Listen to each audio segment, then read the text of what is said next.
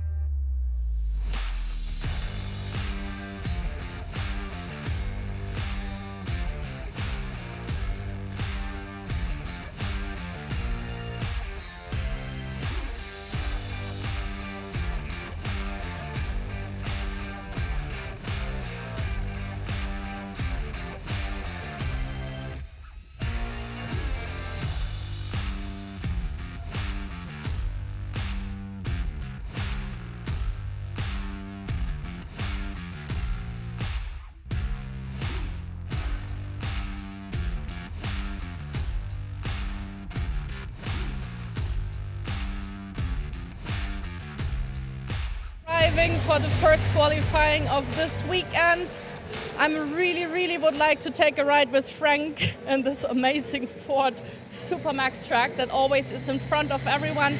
And here Heinrich Hecker is starting out for the qualifying number 1.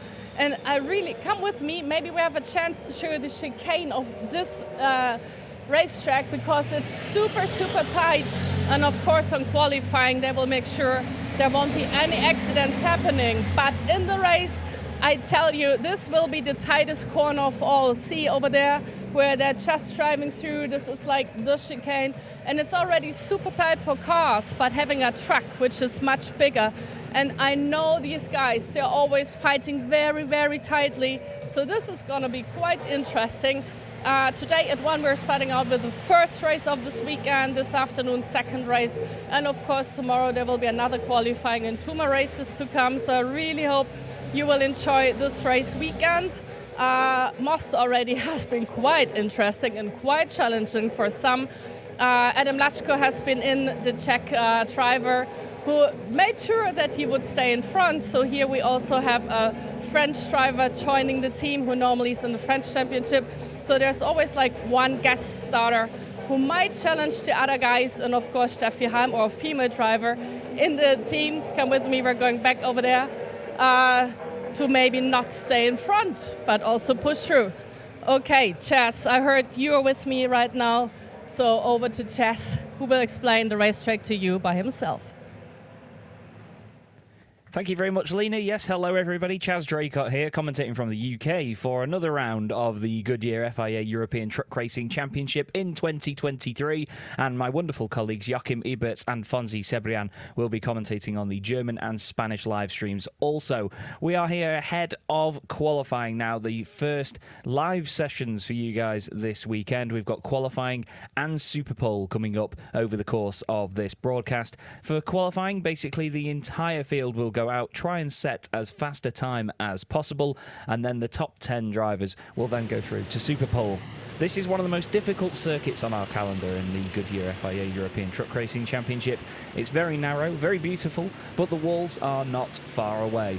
And the first couple of corners in particular are very difficult for these trucks to get right. As you go right all the way around turn 3 at the Kanalbocht, it is such a long sweeping corner that drivers have to be really careful with gear changes and kicking the rear end out.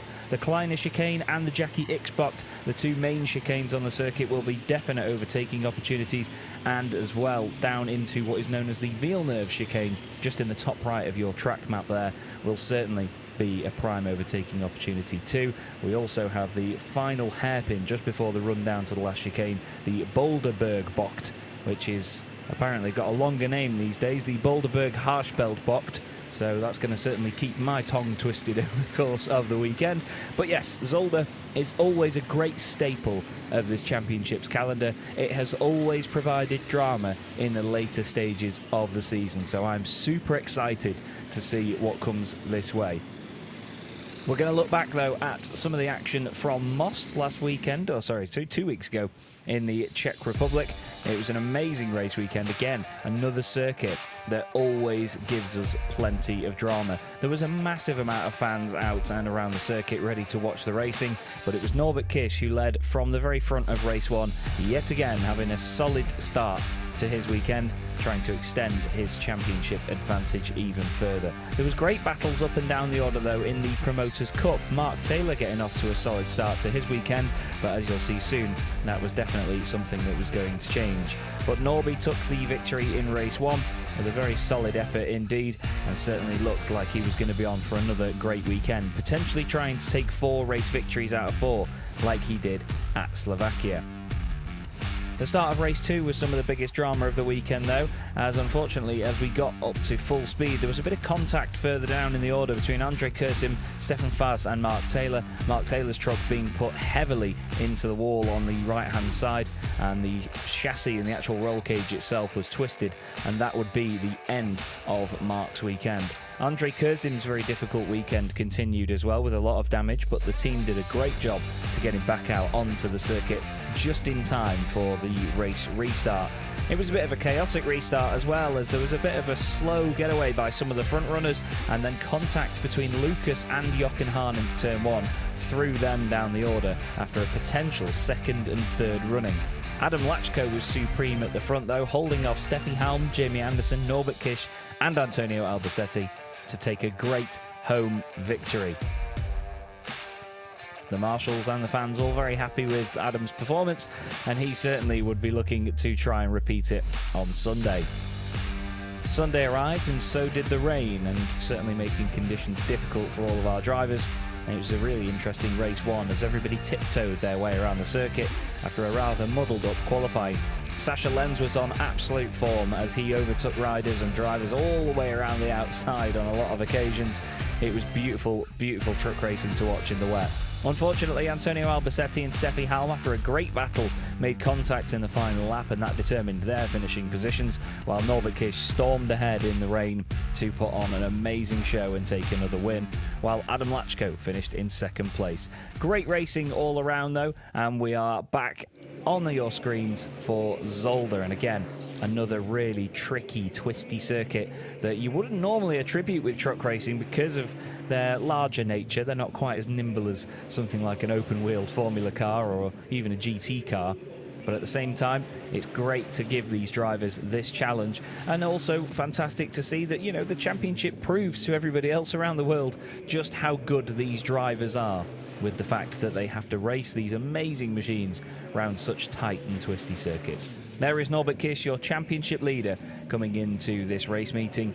He's currently at the top of proceedings with 14 race victories and 16 podiums so far, 266 points to him.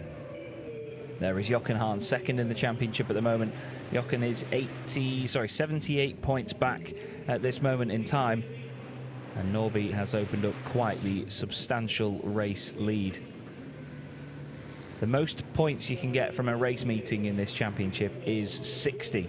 From what I know, you can get 30 on each day, so you get 20 from race 1 if you win that, and then 10 from race 2, and then going into Sunday you can get 20 again for race 3, and then 10 again for race 4. You don't get any points for pole position in this championship or for fastest laps. It is simply down to race results. There is also the Promoters' Cup to think about too, who gets scored separately to all the other runners and riders.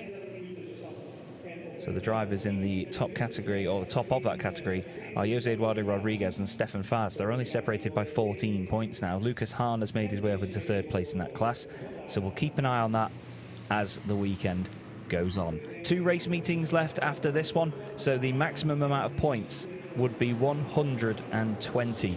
I don't quite think Norbert Kish could wrap up the championship this weekend, but we'll obviously keep our eyes on those gaps and see exactly what comes of the weekend's racing. Qualifying is now underway, and the first times have been put on the board. Norbert Kish with a 1:57.463.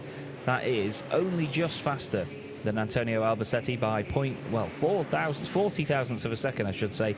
2/10 clear of Jochen Hahn. Jose Eduardo Rodriguez has gone 4th fastest ahead of Steffi Halm, then Stefan Faas and Andre Kurzim, who I'm sure will go again after that one. We know that Andre can do much better than that.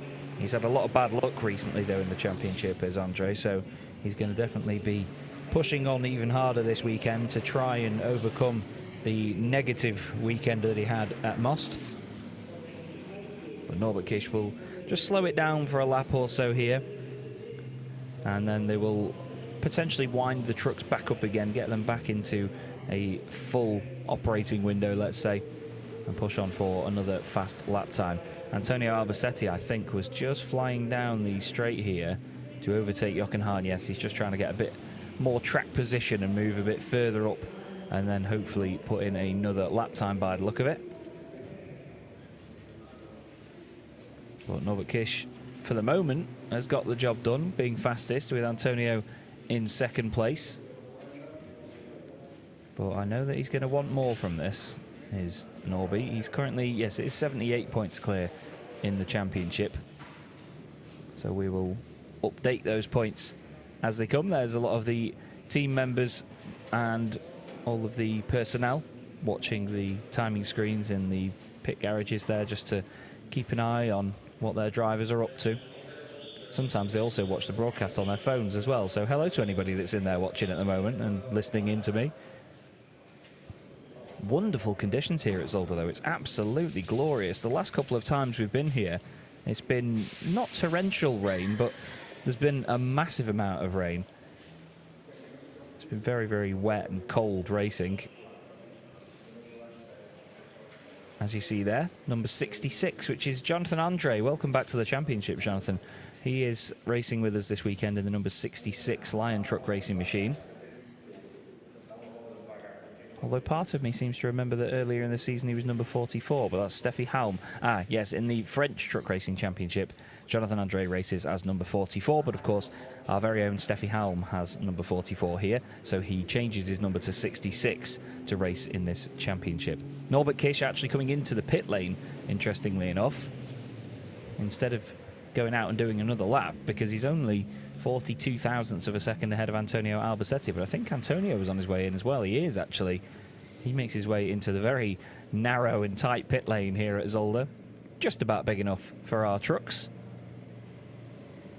Looks also like Jochen Hahn has made his way in. Andre Kurzim also coming into the pits. Behind them there is that Stefan Faas that's made his way in. Pretty sure that it is. There's the T-Sport Bernal boys, ready to welcome back in Antonio Albacete in their beautiful number 23 MAN. Antonio still the man with the most podiums of all time in this championship. 288 podium finishes, 109 race wins, according to my numbers anyway. And then we have Jochen Hahn closing in on him with 284. You can see Tim Frost on the left-hand side of the screen there, the team boss, the big dog. He's actually doing a lot of vlog content for their team, so they record a lot of their race weekends for YouTube, and they document how they get on and what the team gets up to between the races as a bit of a behind the scenes. It's always quite entertaining to see when Tim's recording that. He's a great personality, is Tim. I think I even featured in their Nürburgring vlog, but I've not seen that one yet. There's Jamie Anderson in the number 33 machine. Jamie's down in 9th place at the moment, so he's definitely going to want to improve on his lap time there. Eduardo Rodriguez is up in 5th position as well, so he's doing very well in that number 38 machine right there. Fastest in the Promoters Cup at this moment in time. Keep an eye out for the little letter P next to their driver number on the left-hand side of your screen. That denotes that they are in the Promoters Cup, which is drivers that haven't quite put in the sort of previous results that would put them in our Titan category. Think of it as Pro and Am. So Titan classification is any driver that's a champion from the last 10 years, or they've finished, I believe it's top 7 in the overall result of the previous championship standings. That's why Jamie Anderson has gone up from the Chrome category into Titan and out of the Promoters Cup for this season. He's now just in the overall classification. And it also applies to drivers who have qualified in the top 5 in Superpole more than once in the previous season as well. So there's quite an interesting mix with the fact that their results can come from multiple angles of a race weekend.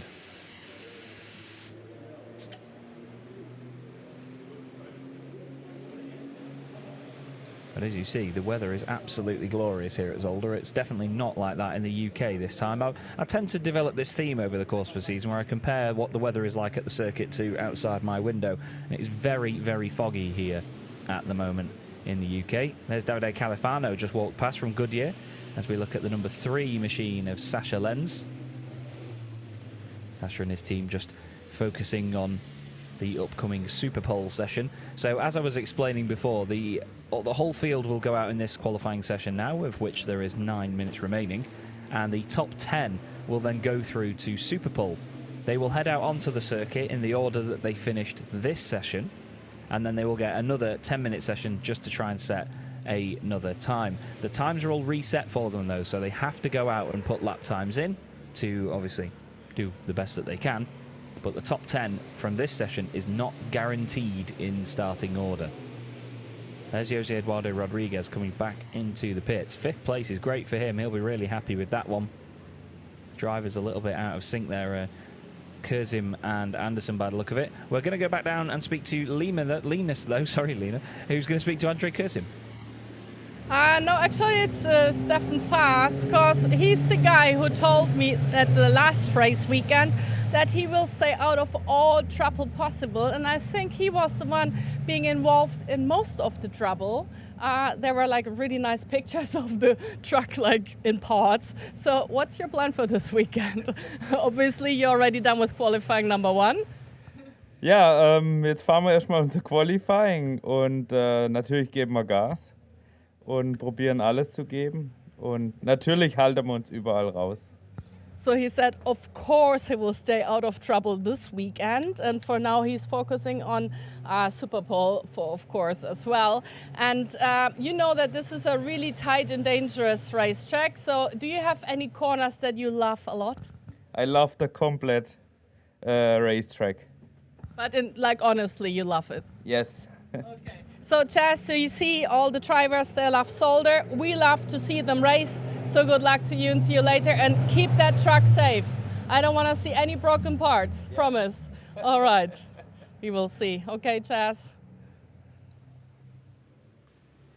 Thank you very much, Lena. Yes, apologies there. It's Stefan Faas, not Andre Kurzim. But still, definitely hoping that there is a case of don't touch in the form of Stefan Faas is racing this weekend for the Tank Pool 24 team. As we now look at the times on the left, you can see that most of the drivers, I mean, you can see them on the screen as well, most of them in the pit lane now after putting in the relevant times. Jamie Anderson's still out there circulating as well at the moment. One of the real talking points of this weekend, though, is the fact that we have, well, funnily enough, the man that's just been under investigation there for overspeeding on your screen, Mark Taylor and the team for Taylor's Truck Sport. They had that massive accident at Most, and they've had a lot of help and a lot of hard work going in every single day between then and now to get that truck back racing fit and ready here for Zolder. It's been a massive, massive effort, and the team and a lot of friends and other teams as well have all joined them in working on the truck and getting it fixed, and it is a massive testament to the family atmosphere, the one truck family within the paddock here, that Mark and his team are back out racing again this weekend. It's lovely to see it, and we hope to see that that turns around a good result for them as well. Put short, the roll cage was damaged in the accident. Basically, it did its job and it held up to the impact and it kept Mark safe, but obviously it was not safe to then take another hit like that, so they had to withdraw the truck from the race. It wasn't something they could repair there, so they had to go to Germany and fix it in the workshop there, and he's had that time deleted. We're going to go back down to Lena, though, who's going to speak to Sasha Lenz for us. Yep, Sasha is the guy who really helped the past 2 weeks to get Mark back on track. He has been fixing his truck, he told me yesterday, and Mark's truck as well. So are you tired now, or are you ready to race? No, I'm ready to race. You know, it was Wednesday in the morning here, we were building the tent up, and then I'm relaxed a little bit, so yeah, I am ready to go. Do you have any plans about maybe like fighting against Mr. Albacete? Because the two of you always have a very special fight about maybe second and third place this season. You know, Antonio and Jochen, old rabbits in this championship. It's really nice that I can fight with the guys. So, but I hope I win the fight. Okay, so good luck to you. Keep that truck clean as well and not broken at all. That's like my wish the whole weekend now. And I told you, I'm really, really curious about that chicane. I really hope nothing will happen over there. So Chas, back to you and fingers crossed for those guys. Yeah, definitely. The chicanes on this circuit are real pinch points for our drivers. Big, big braking zones. And I reckon that there's going to be a little bit of contact, to say the least, over the course of the weekend into those chicanes. But it's all part of the racing in truck racing. It's certainly a busy, busy place to be. A lot of bodywork on these trucks and a lot of real estate for them to clatter against each other with. As we see Mark Taylor coming down into the second chicane. Making his way out of there. You'll see them kicking the back end out just like that as they come out of the Villeneuve chicane around the Terlemenbocht.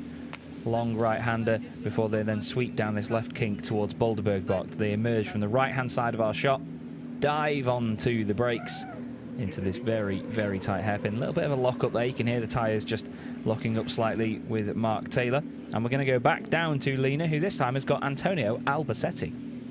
That's right. And he's one guy who is super fast, very experienced driver. Chas already mentioned his wins, 284 or something like that. That's a lot. So I just spoke to Sasha and he's like in competition with you about third and second place in this championship this year. What's your plan for Zolder? Okay, my plan is to be as fast as I can, you know. Yeah, it will be good if we finish this weekend ahead of Sasha, but I think we are both very fast, you know, so it's going to be tough. But yeah, I mean, I feel good, so I try to do my best. And of course, I will try to make more points than Sacha. Of course, well, we are very curious about that fight that will be happening this weekend. Do you like Zolder as a racetrack? Are you confident in Belgium? Yeah, I like. I mean, it's one of those old circuits, you know. So I like Zolder, yeah, for sure. Right, so I can see his eyes. He's focused on Superpole and he's focused on getting ready to race. So yeah, let's see. Race number 1 this noon, race number 2 this afternoon. So really stay with us because this is going to be a super exciting weekend. Chas, back to you.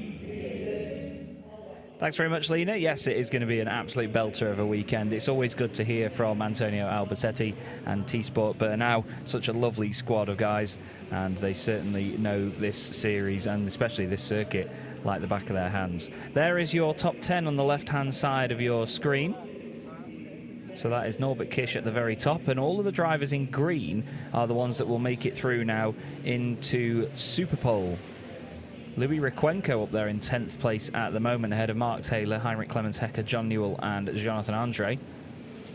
And no Lucas Hahn for the rest of the season, obviously, in the Promoters' Cup.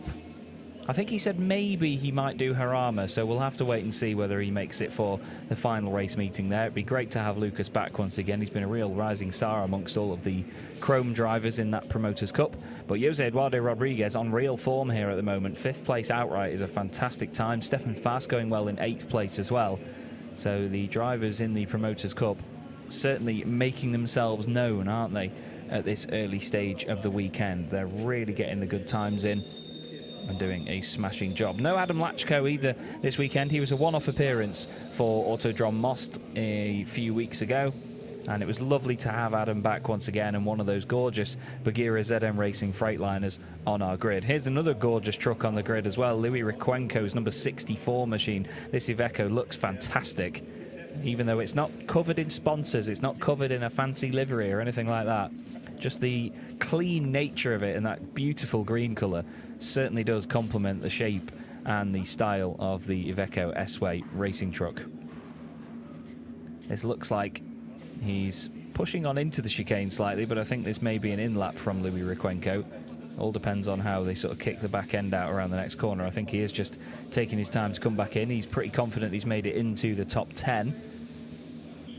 Mark Taylor, Heinrich Clemens Hecker, John Newell and Jonathan Andre all still out on track. There is Jonathan. You can't really miss that bright yellow Lion truck racing machine. It certainly is eye-catching. The session now hits 0, so every driver that now crosses the line will have completed their session. Checkered flag comes out, and I believe that Louis Requenco is definitely on an in-lap, as we call them, to come into the pit lane.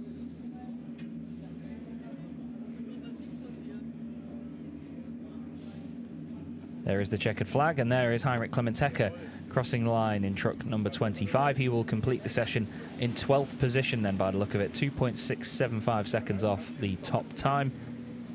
Is there any further improvement? Jonathan Andre has come into the pits. There is Louis Requenco doing the same. Mark Taylor is on a lap at the moment, I believe. And now we are actually going to go back down to Andre Kurzim, who will have a chat with Lena. I got it right this time, Lena. Yes, I am with Andre Kurzim, and in Mostar, where they had so much to do because they had to exchange the engine. There was so much work going on. So right now you look really calm and confident. Is everything fine with the truck this time? Yes, sir, we have problems with the engine again here, and now we hope we can fix it for today, and yes, hopefully we can get the best result here. So I really wish you all the best for this weekend. Go for the Super Pole. We will close this net for now, or just let the mechanic back on track and chest back to you. It's getting really loud down here. Excitement, this is what it sounds like. I love these engines. Yeah, it's a fantastic buzz in a pit lane when all the trucks get started up. They are near 13-litre 6-cylinder single turbocharged engines in these trucks, mainly from the manufacturers of the actual chassis themselves. But I tell you what, the noise is unbelievable. They don't scream really high-pitched like a V12 in a Lamborghini or something, and they don't rumble really low down like a big beefy V8 engine, but they just have such a unique and just obnoxiously loud noise. It is absolutely remarkable. Let's not forget, though, that they are all running very clean as well on 100% renewable HVO diesel. That's why you don't see a massive amount of black smoke, or hopefully any at all, coming out of the side exhausts of these trucks. They have colossal turbochargers on them as well, the size of dinner plates, the turbos, and the boost pipes as well that lead to and from them towards the intercoolers, radiators and all sorts are also just massive. It is ridiculous. They are thicker than the diameter of my arm, for example. It is just massive, absolutely massive. I run out of words to describe and superlatives for these machines, but they are so unique, they are so cool to see. And again, I urge you, if you ever do get the chance to go and see truck racing, whether it be your national championship or whether you try and make it over to one of our events in the Goodyear FIA European Truck Racing Championship, I implore you to do so. You will absolutely love it. If you enjoy watching our streams and you enjoy just watching the racing from home, just try and witness it in person, because it is such a unique experience. It's not a unique experience for Norbert Kish being at the front, though. He leads the field out onto the circuit as soon as the light goes green. And the order that they now go out onto the circuit in is the order that they just finished the first part of qualifying in. So there is a little bit of weight added to that the drivers at least can try and put in a faster time to get a bit of an earlier position out onto the track and, you know, get a bit of clear air. But sometimes they just take it easy on the opening laps anyway and slow down slightly, and then other drivers will just slot into place and take their position on the circuit wherever they want to be. There you can see a very busy pit lane indeed. It's not a massive pit lane here at Zolder, but it's on a very interesting downhill, so they have to be really careful on the start-finish straight here. In this championship, you are not allowed to exceed 160 kilometers an hour, or 100 miles an hour. Basically, you have a penalty system for overspeeding that will mean that you get time added to the end of your race. It's all tracked by GPS as well. The drivers get a big screen in their dashboard that tells them exactly what speed they're doing, with quite a high refresh rate on it as well, so they find out if they are just eking over. If they do just creep over by a tiny amount, then they are able within a certain time to get back under that, and they will not be penalised for it. But if they go over that 160 kilometres an hour mark for too long, then they will get penalised, and they will get that added on to their race time. But because of that downhill start-finish straight, it's very difficult for drivers not to exceed it here, because it's not set by an electronic limiter or anything in any case. It's managed by the drivers manually. They could very easily exceed 100 miles an hour, these racing trucks. They are phenomenal, with nearly 1,200 horsepower in most cases. But on the downhill, the drivers have to be extra careful not to exceed that speed. So here we go then, Super Pole underway. Norbert Kish on his way out of the pit lane. He will lead out Antonio Albacetti, then Jochen Hahn, and then the number 3 of Sascha Lenz.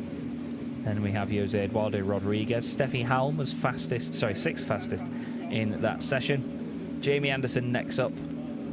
And then we have Stefan Fast in the number 24 Tank Pool 24 machine. Andrei Kurzim and Louis Rikwenko, the two Iveco drivers, at the back end of the top 10. But still, Rikwenko will be happy to have made it into Super Pole. He's only done that a couple of times so far this season. So he'll be using this as a bit more vital and valuable track time to try and get a quicker lap on the board. As mentioned, though, the lap times do reset here. And speaking of resetting, a team that's needed quite the hard reset for this weekend is Taylor's Truck Sport. Taylor himself is down there with Lena. Mr. Taylor's back on reset. His truck is super fixed. So are you confident, and how does your truck feel like after such a strong impact? I've been struggling yesterday on free practice. The steering's been way too heavy. I can't get round corners. I've had water hoses come off. But I've only done maybe not even 10 laps under practicing. So it's only this first time I've only done a first session. So to miss out on Super Pole, it's pretty good to say how less laps we've done to learn the track. All right, and is it for you to be like, okay, let's just do this race no matter what, or are you still counting points and still trying to push as much in the front as possible? You got to push as much as you can as possible, but at the same time you've got to push and make sure the truck's good as well. So we are having a few more problems than we did think here, but we're starting to work the way out. This also means you were like fixing the truck together and then you had no testing, nothing. So this is really your first time back on track with the truck. Yeah, we didn't get time to test the truck or nothing like that.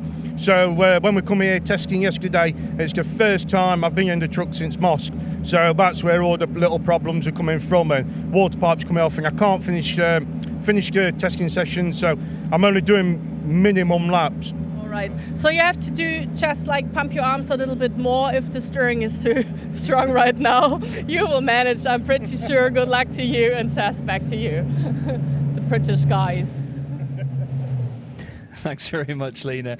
Thank you very much indeed. Great to hear from Mark Taylor. Lovely to see him back. And like I say, a mammoth effort between him and a bunch of the other teams as well that all really helped out to get that truck back out here. Obviously, a few little gremlins still making their way into the fact that the truck itself not quite as Mark would want it. But this is motorsport, and I'm sure the guys will know what they're doing and overcome that over the course of the weekend. I know there's a lot of British fans of the championship that will have their fingers crossed for Mark and his wonderful squad. Norbert Kish there, almost completely sideways through the Lucien Bianchi box as he goes all the way around to the outside of the circuit using those track limits. On his way down to the Kleiner chicane now, you can see the front of the truck just dives down on the brakes, through the left, through the right, kisses the curb, glances it, and through Sacrament Schelling over the top of the hill, just glides his way down there. Always looks so effortless from Norby's part, doesn't it? The way that he drives this machine, it just seems to move around so well. Part of, well, one of the biggest parts of truck racing is the fact that you've got to manage which corner the weight is hanging over every single moment of a lap. You have to be absolutely on it. And look at the way that it navigates that section there through Villeneuve chicane, through Tellermann-Box. The change of direction in something that weighs 5.3 tons is ridiculous. Absolutely ridiculous. Norby certainly looking like he's on it right now. He is currently fastest, although on my screen he's showing at the bottom of the timing screen. I'm not quite sure why. 2 minutes 38.5. I think he crept over the pit lane exit line when directed by the steward at the end of the pit lane.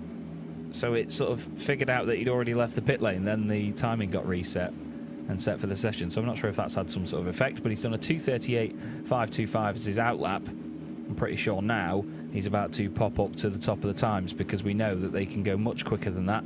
And there you go, 1:56.809 for Norbert Kish comes flashing up on my timing screen. And already you can see that he's pretty much backed off after that. You can see a bit of steam coming off the truck. That is nothing wrong. That is basically steam coming off the water-cooled brakes that these trucks run. They have active water jets that spray onto the brakes and cool them down, keep them in a decent temperature window. Jochen Hahn has gone second fastest. Albacete was 10 seconds off there. I feel like he's backed off on that lap, and then he's going to try and wind it up for another go here. Sascha Lenz goes third fastest, so it's trucks 1, 2 and 3, P1, 2 and 3. And look at that, 10 thousandths of a second ahead of Steffi Halm is Jose Eduardo Rodriguez in fourth place. Great lap from him, that is. He's done a 157.840. Then we have Stefan Fass going into 6th position, Jamie Anderson 7th, and Andrei Kurzim 8th. Jamie and Andrei just haven't quite found their feet so far this weekend. So I'm hoping for their sake that they continually improve and get quicker and quicker over the course of these 2 days. Louis Riquenco is in 9th place, only just quicker than Albacetti, but the two of them, as you'll see, both over 10 seconds off the pace. So they'll certainly know that they can do better than that. But it's Kish from Hahn, Lenz, Eduardo Rodriguez, Halm, Fass, Anderson and Kurzim effectively at the moment. The other two not really putting in valid lap times, let's say. There is Jochen Hahn. I imagine he'll be pretty happy with that second position at the moment. 0.4 of a second off Norby. But he is also a good near 0.4 faster than Sasha Lenz. Here is Antonio Albacetti. I said he was probably winding it up for another go. Looks like he's really attacking that chicane this time. Even if this is just a lap of setup to get ready for a fast lap, you may as well attack certain corners rather than coasting around them slowly, because at the end of the day, it's just an extra time round practicing, isn't it? Track time is so vital at a place like Zolder. There's so many hidden little bumps, rises, dips, and bumps on curbs and so on. A lot of elevation change around this track. You have to be prepared for it and ready. That is the hairpin down at Boulderberg Bocht. Sascha Lenz making his way through. Then Jochen Hahn, then Steffi Halm following on, then Stefan Fass. And Jose Eduardo Rodriguez. But here comes Antonio Albacetti into the final chicane, into the Jackie X Bocht. Powers out down the start-finish straight. And he will cross the line to start another fast lap now and push on. 2.5 minutes left to go, and I think that Norby and Sasha are both lining up for another lap as well. Everybody just giving it one more shot. They've got quite a gap until the first race of the day as well, actually. So they certainly know that they can push on a little bit more here. The first race will come just after 12:30 UK time today. Our show will start just after 1:30 local time to Zolder as well. So we do definitely have quite the while, a couple of hours at least, which is not something we often get in the Goodyear FIA European Truck Racing Championship. It's usually, because of the fact we have so many sessions over the course of a day, it's usually a very, very packed day for all the drivers. But sometimes we get a little bit lucky in the fact that we're sharing the track and the entire venue with a bunch of other championships this weekend, so it can sometimes spread out our schedule a little bit, and I think sometimes the teams and the drivers are quite thankful for that. Here's Antonio Albacetti. He was second fastest earlier on, just behind his teammate for this season, Norbert Kish. You can see he's pushing on very hard now to try and overcome the previous failed attempt, let's say. There's Jamie Anderson and Andrei Kurzim, the two drivers I mentioned before that will definitely be wanting to improve on the times that they set. I was just having a quick look as well, actually, at the team's championship at the moment.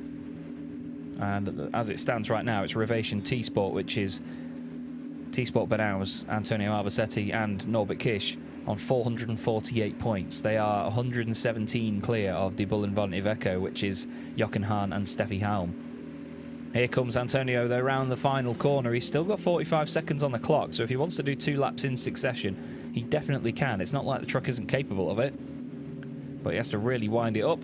What is the time? He moves up to 6th position with a 1:57.978. Norbert Kish goes to the line, 1:56.809 to beat, and he's done a 1:56.688. Just opens up that advantage slightly.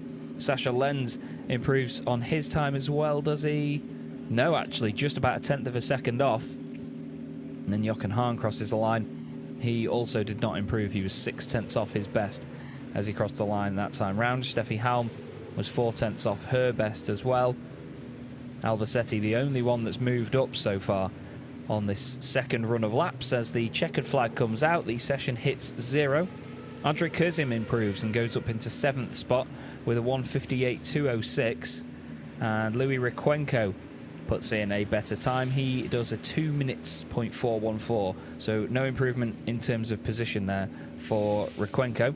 We're going to go and speak to a driver that's joining us again for this round of the championship, who we've not seen in the series for a little while. It's Jonathan Andre, and he's with Lena. Yes, Jonathan is the French guest starter for this weekend. Normally he is participating in the French championship, so we are very happy to have you. And I guess for you it's also exciting to be like in the field of the European Championship. Yeah, sure, it's a pleasure to be here. This year my goal is the French Championship. I want to be between 3rd position and 5th position in the end, but it's my first complete season and I need to learn. That's why we come here to have more time on track and to learn how to progress. So are you more nervous about racing with these super experienced like drivers, or are you super cool about it? No, I'm very quiet. I try to do my best to improve. In qualification, it's first time I am so fast, I am so close of the field. Unfortunately, they cancelled one of my lap due to a marker. Jamie Anderson was on the line. I think he don't see me in the mirror, and when I try to overtake, I touch a marker and lap cancel. But anyway, it will not change my weekend. I'm happy from the lap times we did. The truck is really faster than last year, and I continue to progress. Okay, so we'll be watching out for you, number 66 in the race check. I think you have to go to get checked at scrutineering, so I'll let you go. Yeah, Chess, this is really going to be a good weekend. I know it. It's in my guts. I can feel it. Yeah, there's such a positive vibe surrounding the entire circuit and the paddock this morning, isn't there? Everyone seems in decent spirits, even if the race weekend isn't going perfectly for them at the moment. Mark Taylor obviously explaining that the truck wasn't quite as he wanted it earlier on based on the repairs they've done, but still really, really interesting to hear from Jonathan Andre there. He seems really enthusiastic as well. It's nice to see that he's already picking up the positives of the truck being faster than it was last year. The truck that's faster than everybody else at the moment, though, was the one that's just gone through shot there. Norbert Kish is number 1 MAN of Revace Racing. He takes another pole position this season. That is going to be pole position number 11, I believe, for Norbert Kish. And Jochen Hahn finishes the session in 2nd place with a 1:57.222. And then 3rd place, Sasha Lenz with a 1:57.558. Sasha just on your screen there, making his way down the pit lane. Jose Eduardo Rodriguez, though, what a fantastic lap that was from him. He improves right at the end with a 1:57.695, and he goes up into 4th position ahead of Steffi Halm. Great stuff from Jose Eduardo Rodriguez. Really impressive, that is, from the young man. He's always been quick round circuits like this, though, here at Zolder. So in his first full season in the championship, he is making waves. He's currently fastest and top of the Promoters' Cup, which is for the Chrome-rated drivers. And he's quite a while ahead of his main rival in that championship as well, Stefan Faas, in Truck 24. Stefan qualifying 8th in that one, with Louis Rykwenko in 10th position. 3 Chrome drivers in the top 10 once again. But in the Titan category, we have, of course, our full complement of 7 drivers taking 7 of the top 10 spots. This is another interesting part of the weekend here. Because of the size of the pit lane and the garages, some of the trucks make their way through to the back of the paddock from the end of the pit lane like this. Some of them go through the end of the pit lane and round to the back side of the paddock. It's rather interesting to see how it works like that.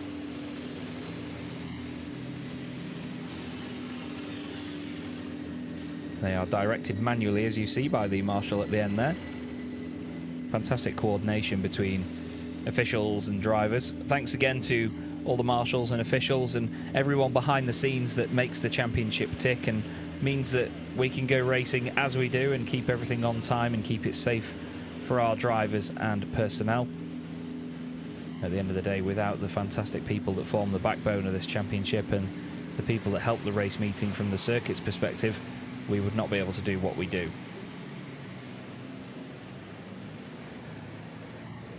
There you see a bunch of the drivers just making their way down the end of the pit lane now.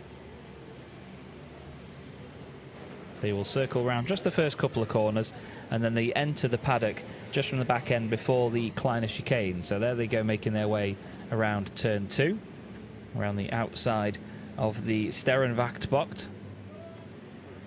And then just at the top of your shot there, they'll be making their way in towards the paddock from the Kleine chicane. Norbert Kisch fastest once again then with a 1:56.688. He is over half a second clear of Jochen Hahn, with Sascha Lenz taking third spot. Jose Eduardo Rodriguez has his best result of the season in qualifying in fourth place. I'm really excited to see what he can do from there. Steffi Halmer's fifth, with Antonio Albacete down there in sixth place. He won't be too chuffed with that one after being second in the first part of qualifying, with Andre Kursim and his countryman Stefan Faas lining up on row 4. Then it's Jamie Anderson down in ninth. He'll be hoping to improve from there in the races. It's just not looked like he's quite got onto his feet yet in these opening sessions. And Louis Requenco completes the top 10. We then have Mark Taylor in 11th place, Heinrich Clemens Hecker in 12th position, 13th was John Newell, and Jonathan Andre will complete the field in 14th position, just behind them, but he had his lap time deleted, so it does not show on the board. But as you see, the sun is out. It's very hot and very muggy at Zolder right now. I'm happy to say that the sun is coming out here in the UK as well. The early fog has burned up by the look of it, so it's going to be another very hot day here in both accounts, to be honest.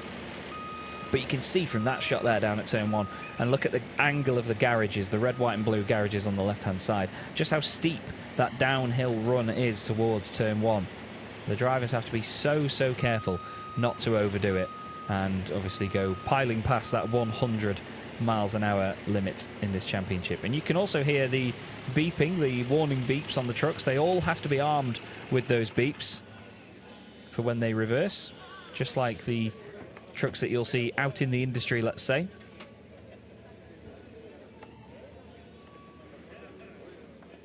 And they're a lovely close-up view of Steffi Halmer's machine, the number 44 Iveco S, where you can see the size of the engines on these trucks with the massive water tanks underneath as well, the HVO branded fifth wheel.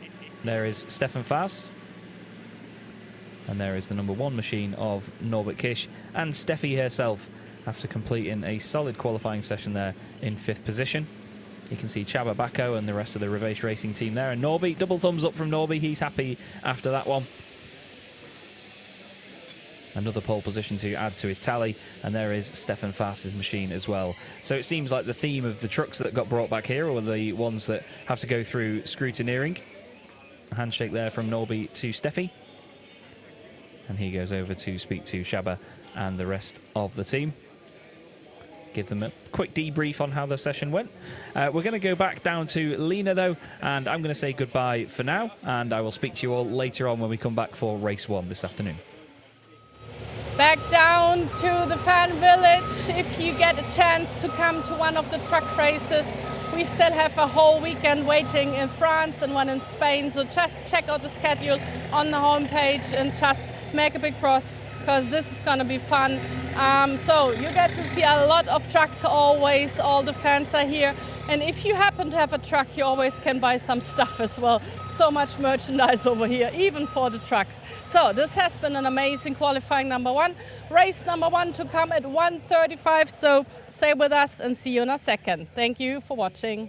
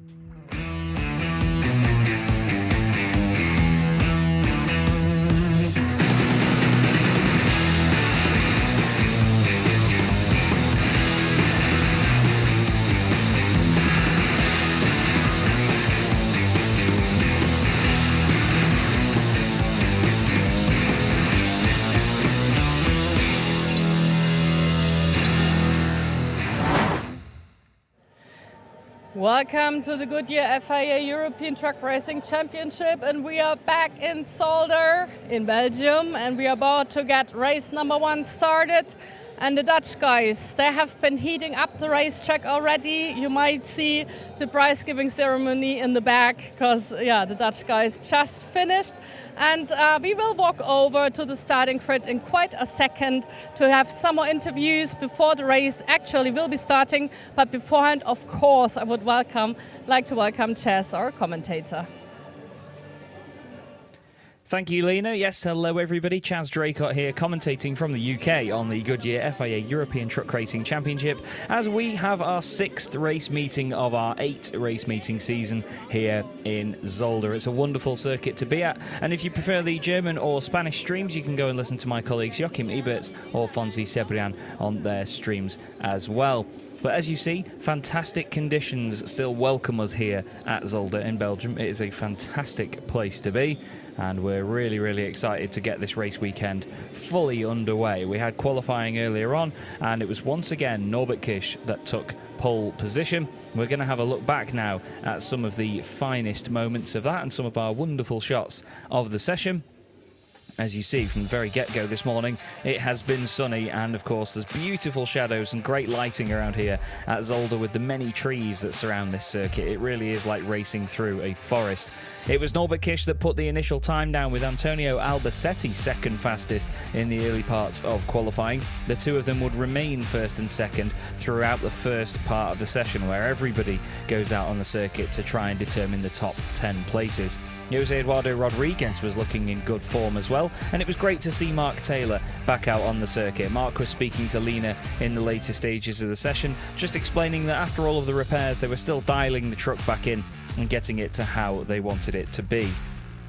We also then had our top 10 shootout, which included Norbert Kisch, Jochen Hahn, Sascha Lenz, Jose Eduardo Rodriguez, Steffi Halm, Antonio Albacete, Andre Kursim, Stefan Faas, Jamie Anderson and Louis Requenco. And it was the big red number 1 of Norbert Kisch that went fastest, with Jochen Hahn yet again joining him on the front row. An interesting driver, though, that's done a fantastic job in qualifying was Jose Eduardo Rodriguez. He's going to start from 4th place on the grid here. Very, very solid result for him amongst all of the top Titan drivers in the top of the category. Antonio Albacete was second fastest with the first session done, but then ended up down in 6th place. We're going to go to the very front of the grid, though, because Lena is going to have a chat with a very special guest of ours. May I introduce Frank to you? He's the driver of the Pace truck. Normally you have a Pace car, but of course on truck racing you need a Pace truck. So tell us a little more about this big baby over there. Ja, es ist ein Fahrzeug von Iveco mit 460 PS, mit Gasantrieb, das ist eine Besonderheit, und dann halt entsprechend schön hergerichtet von der Optik mit Airbrush-Lackierung, also keine Folierung, sondern wirklich lackiert. Innen drin entsprechend hübsch ausgestattet.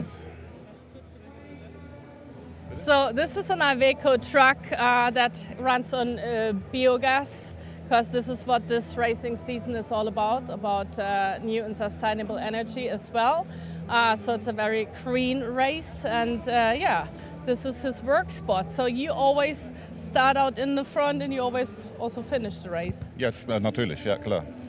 So tell us a little more about up there, because this of course is not a race car, this is a normal legal street car. Ganz normaler Straßen-LKW auf 90 abgeregelt, wie jeder andere, der draußen auf der Straße fährt. Also für Renneinsatz nicht geeignet eigentlich, aber er erfüllt seinen Zweck.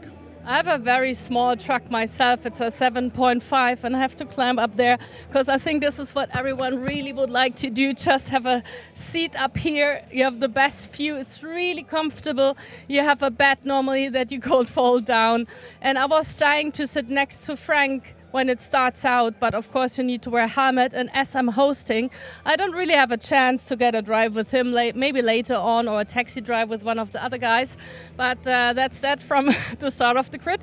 We are waiting. The first trucks are coming, so I might have more interviews in a second. For now, back to you, Chaz.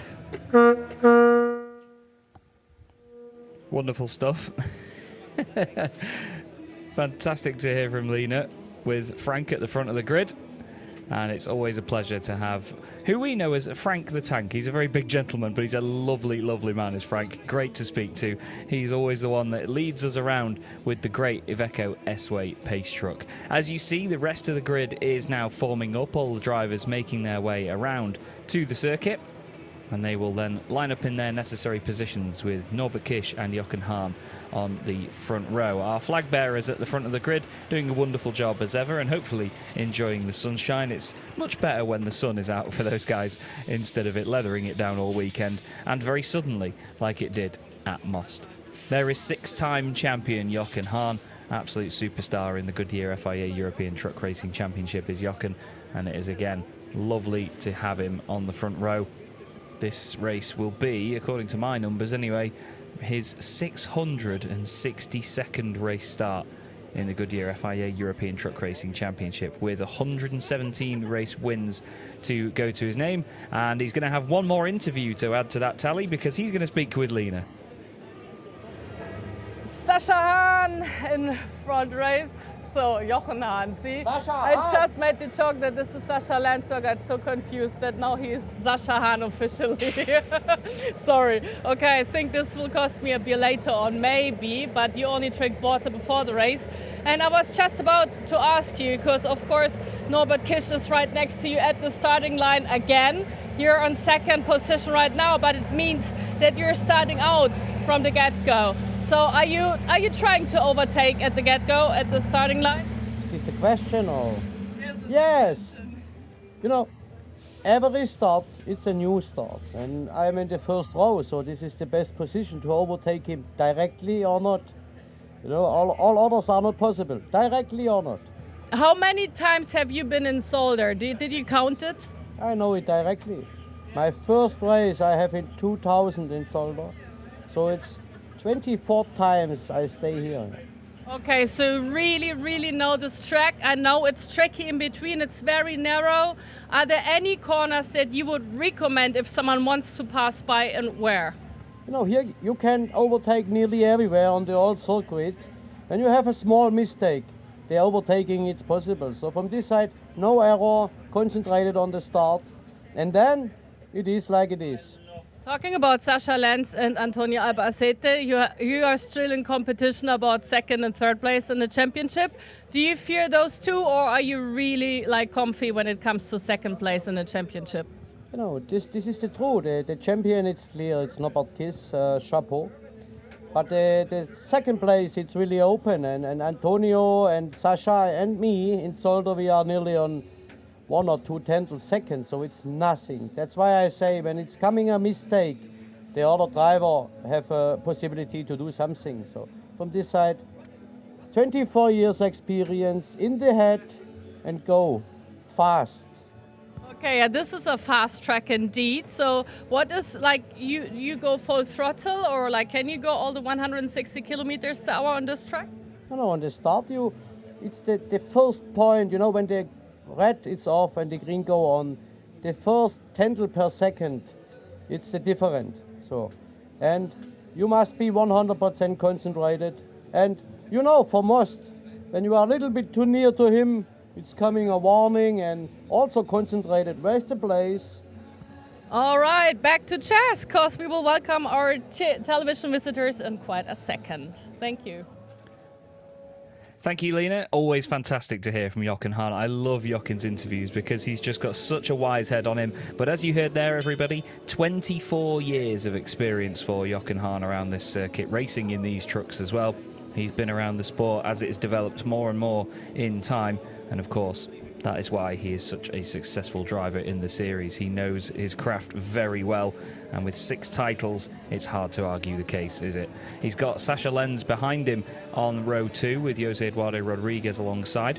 And it's going to be a very, very busy start. But what we're going to do now is just go quiet for a few seconds, and we're going to welcome our international TV viewers from around the world. I'll see you again in a moment's time.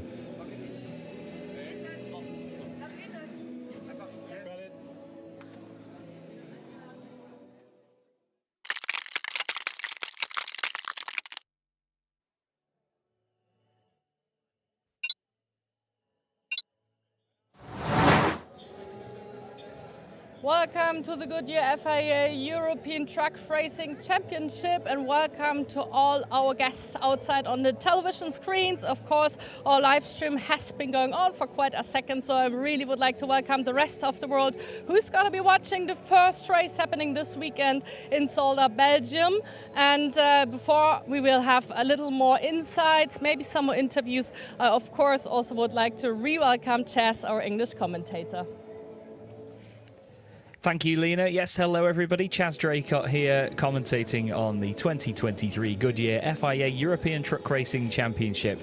My colleagues Joachim Eberts and Fonzie Cebrian are commentating on the German and Spanish live streams online, respectively, if you would like to try and seek those out instead of my English commentary. But hopefully you'll stick around with me and enjoy the day's activities. We've got 4 races coming your way today, and we have another qualifying session and Super Pole session tomorrow morning. But this is where it's all taking place. The wonderful Circuit Zolder in Belgium, exactly 4 kilometres long with 16 corners and some very, very difficult corners at that. Kanalbocht, Lucien Bianchi Bocht and Kleine Chicane, that first sector, really, really challenging. Looks like quite a simple shape on a map like this, but it really is not. When you go over the crest at Butt and then down to the Villeneuve Chicane before going right again at the Terleman Bocht, you have so much to think about. The weight of the truck, the rear axle trying to break away, and then the Boulderberg Harshbelt Bocht at the end of the lap on that hairpin. That is such a key breaking point before the Jackie X Bocht chicane at the end. It is a constant place where you can go overtaking here, this circuit. It is one massive overtaking zone, really. Lots of heavy braking and some very high speed straights as well. Lena just spoke to Jochen Hahn a moment ago on our online live stream, and he's had 24 years of experience around this circuit, so he certainly knows the place like the back of his hand. But there's a number of drivers near the front of the grid that are all very close together in terms of their lap times today, and we're looking forward to Jose Eduardo Rodriguez starting near the front as well. A driver that's a little bit further back though is Mark Taylor, but this weekend he's just dialing in the truck again after his big crash at Most. It's great to have him back on the grid, and we'll take a look at some shots of how that truck was repaired and brought here to Zolder. Fans might have wondered, will he be back, Mark Taylor, in this really broken truck? And here's the answer. It's one truck family, and he is back on track, and this is his truck, and I know the boys are hiding right in front of it because this really has been a very strong moment ever since Most. All these boys and all these teams have been working together to get the truck ready, but Mark, just speak for yourself. Oh, definitely, yeah. When we were at Moss, it was a big crash and the truck was a mess. And we got it back, well, the drivers and everyone got it back to Sasha's, and all the teams got stuck into it.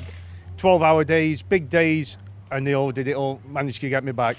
And let me know why the decision to bring it over to Sasha, because it's been on the carry-on, like going over to Belgium, or is he the man who will fix everything? He's the man who's going to fix it, he built it. So it was the best thing to do, take it back to Sasha's, let Sasha, he knows what's wrong with the truck. We've got Jamie's team who's already at Sasha's. We've got John's team who were at Stefan's, not far away, so they come straight over to Sasha and Stefan as well. So it's the best place to put it where all the good mechanics are. Sasha, you also have to get your truck fixed. So what does it look like for you if you're also helping others in such a short notice? No, for my side was clear. It's my old truck. I like this truck. I want to say first a big thank you on all the guys who helped us. It was Jamie's team, John and Stefan was completely time in my workshop. So I say the guys what he can do. The guys work on the truck, I make self the service on my truck. So and every time when the guys have a problem or need help or anything, I go back to him or on Mark's truck and help there. And I think Thursday in the evening, I think it's not possible that Mark can drive here really. And Friday in the evening looks really nice. The cage was inside, we paint a little bit the cage, and yeah, I think for him it's really nice that he can drive. So Jamie and John, what does it mean to you to be helping out? Normally you would go back home, maybe see your family, have a break, so you just decided to go help instead. Yeah, I think it was more our guys, you know, especially my father works quite close, and I think the thing is what we've created out of this, you know, me and Sasha ran last year together, ran quite nicely, both teams together, and it's quite nice that now he's come from the 2 family to 4 of us, and I think every single team, all of us, whether it's John, whether it's Sasha, all the guys help. You know, we have a real good laugh, and we have to really put it down to Sasha. You know, Sasha's brought us together, not only gave us the ability to drive with 2 trucks that have come from him, you know, working alongside him and Stefan, you know, has taught us a lot, and it can show. And I think the whole thing is that we're all together combined as a family. I really love this. Normally I only know from rally racing that people are really coming in the bivouac quickly together to be helping, because they really want everyone to stay in the game and to race on. So is this really important to you guys as well? Yeah, it is definitely for us all to come together. I obviously went back to England, but Stefan and Terry, who worked with me, stopped over, serviced my truck back in Baden-Baden, then went up to Sasha's and jumped on Mark's to get it ready, which it's just, we're glad it's here.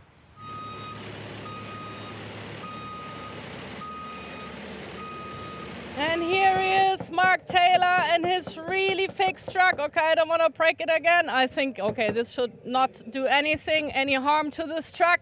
And here he is, Mr. Smiling Face. You cannot really tell because he's already wearing his helmet. Starting from the back this race, because you had little issues still going on, but I think you're like fighting for the best and to end up more in the front, right? Definitely, yeah.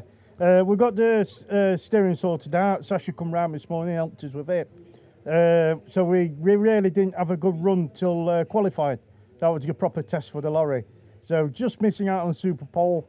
Hey, never mind, we've always tomorrow, isn't there? So what? Yeah, that's live television. So what you did not see and did not hear, but I did, he just was celebrating with, what was the song you were listening to? Oh, it's Boris's Mr. Motivator. He likes to keep the team motivated. I really like this, because then you have a really nice song in your ear, which also maybe kicks a little more in the back. So I really want to see you in full shape back at the finish line, all right? Yeah. So they're starting up the engines, 5 more minutes to go. And Chaz, this means back to you for now. I love this sound, it's so good. Yes, thank you very much, Lena. Always a pleasure to hear from Mark Taylor. And as you heard there from the drivers and the teams, it's just great to get all the trucks that they can back on the grid. Everybody really comes together in this championship, and they didn't all have the time to go all the way back to the UK and then bring it back. So to get everybody together while they were still there at Sasha's workshop as well was just absolutely awesome, and a massive hats off to all the teams and everybody that got involved in this great effort. But everybody's in this together, and that's part of the whole one truck family ethos that we have in the Goodyear FIA European Truck Racing Championship. Everyone helps everyone, and it's such a lovely thing to witness when it happens. Sure, it's never a nice thing when a truck has an accident or a failure or needs repairs in the first place, but at the same time, it's a lovely sight when everybody comes together to help. And especially, it seems that Most is one of those places to attract that. Last year at the 2022 running of the championship, Antonio Albacete had a colossal engine failure, I believe, in either the first race or the second race.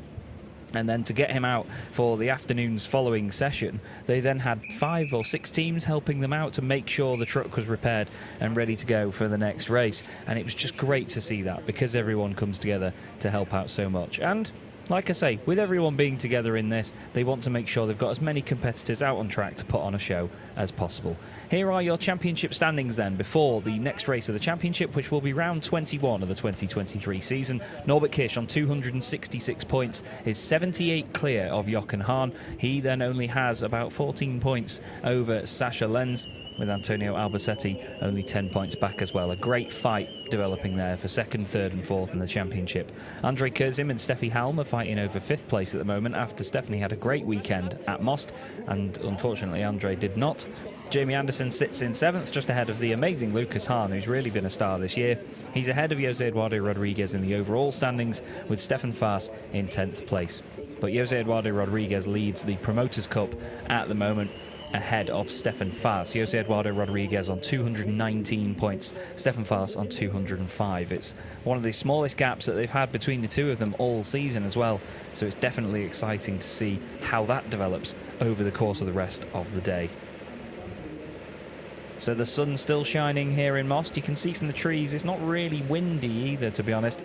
It's not a very flat circuit is Most though, so you never really get a breeze around here like you would at somewhere like the Slovakia Ring, where it's on an old airfield. But the Iveco S-Way makes its way off the grid. As you heard Frank explaining earlier, albeit in German, this is the bio-LNG powered Iveco S-Way. The massive bio-LNG tanks on the side are pretty much the only visual giveaway between this and a more conventional diesel powered machine. And you get, well, up to 90% reduced emissions, and at the cost of almost no torque or horsepower. When you're in the thing and you're going around on laps, you can not notice a difference at all. I was lucky enough in my first season to go out in the Ford and the Iveco, and they both felt very, very similar in terms of pace. Norbert Kish and Jochen Hahn are going to be hoping to be similar in terms of pace off the front row of the grid. Jochen Hahn hoping to get ahead as soon as he can. Sasha Lenz starting third on the grid with Jose Eduardo Rodriguez in fourth place. A great second row of the grid that for Jose Eduardo Rodriguez. Then we have Steffi Halm and Antonio Albacete next up.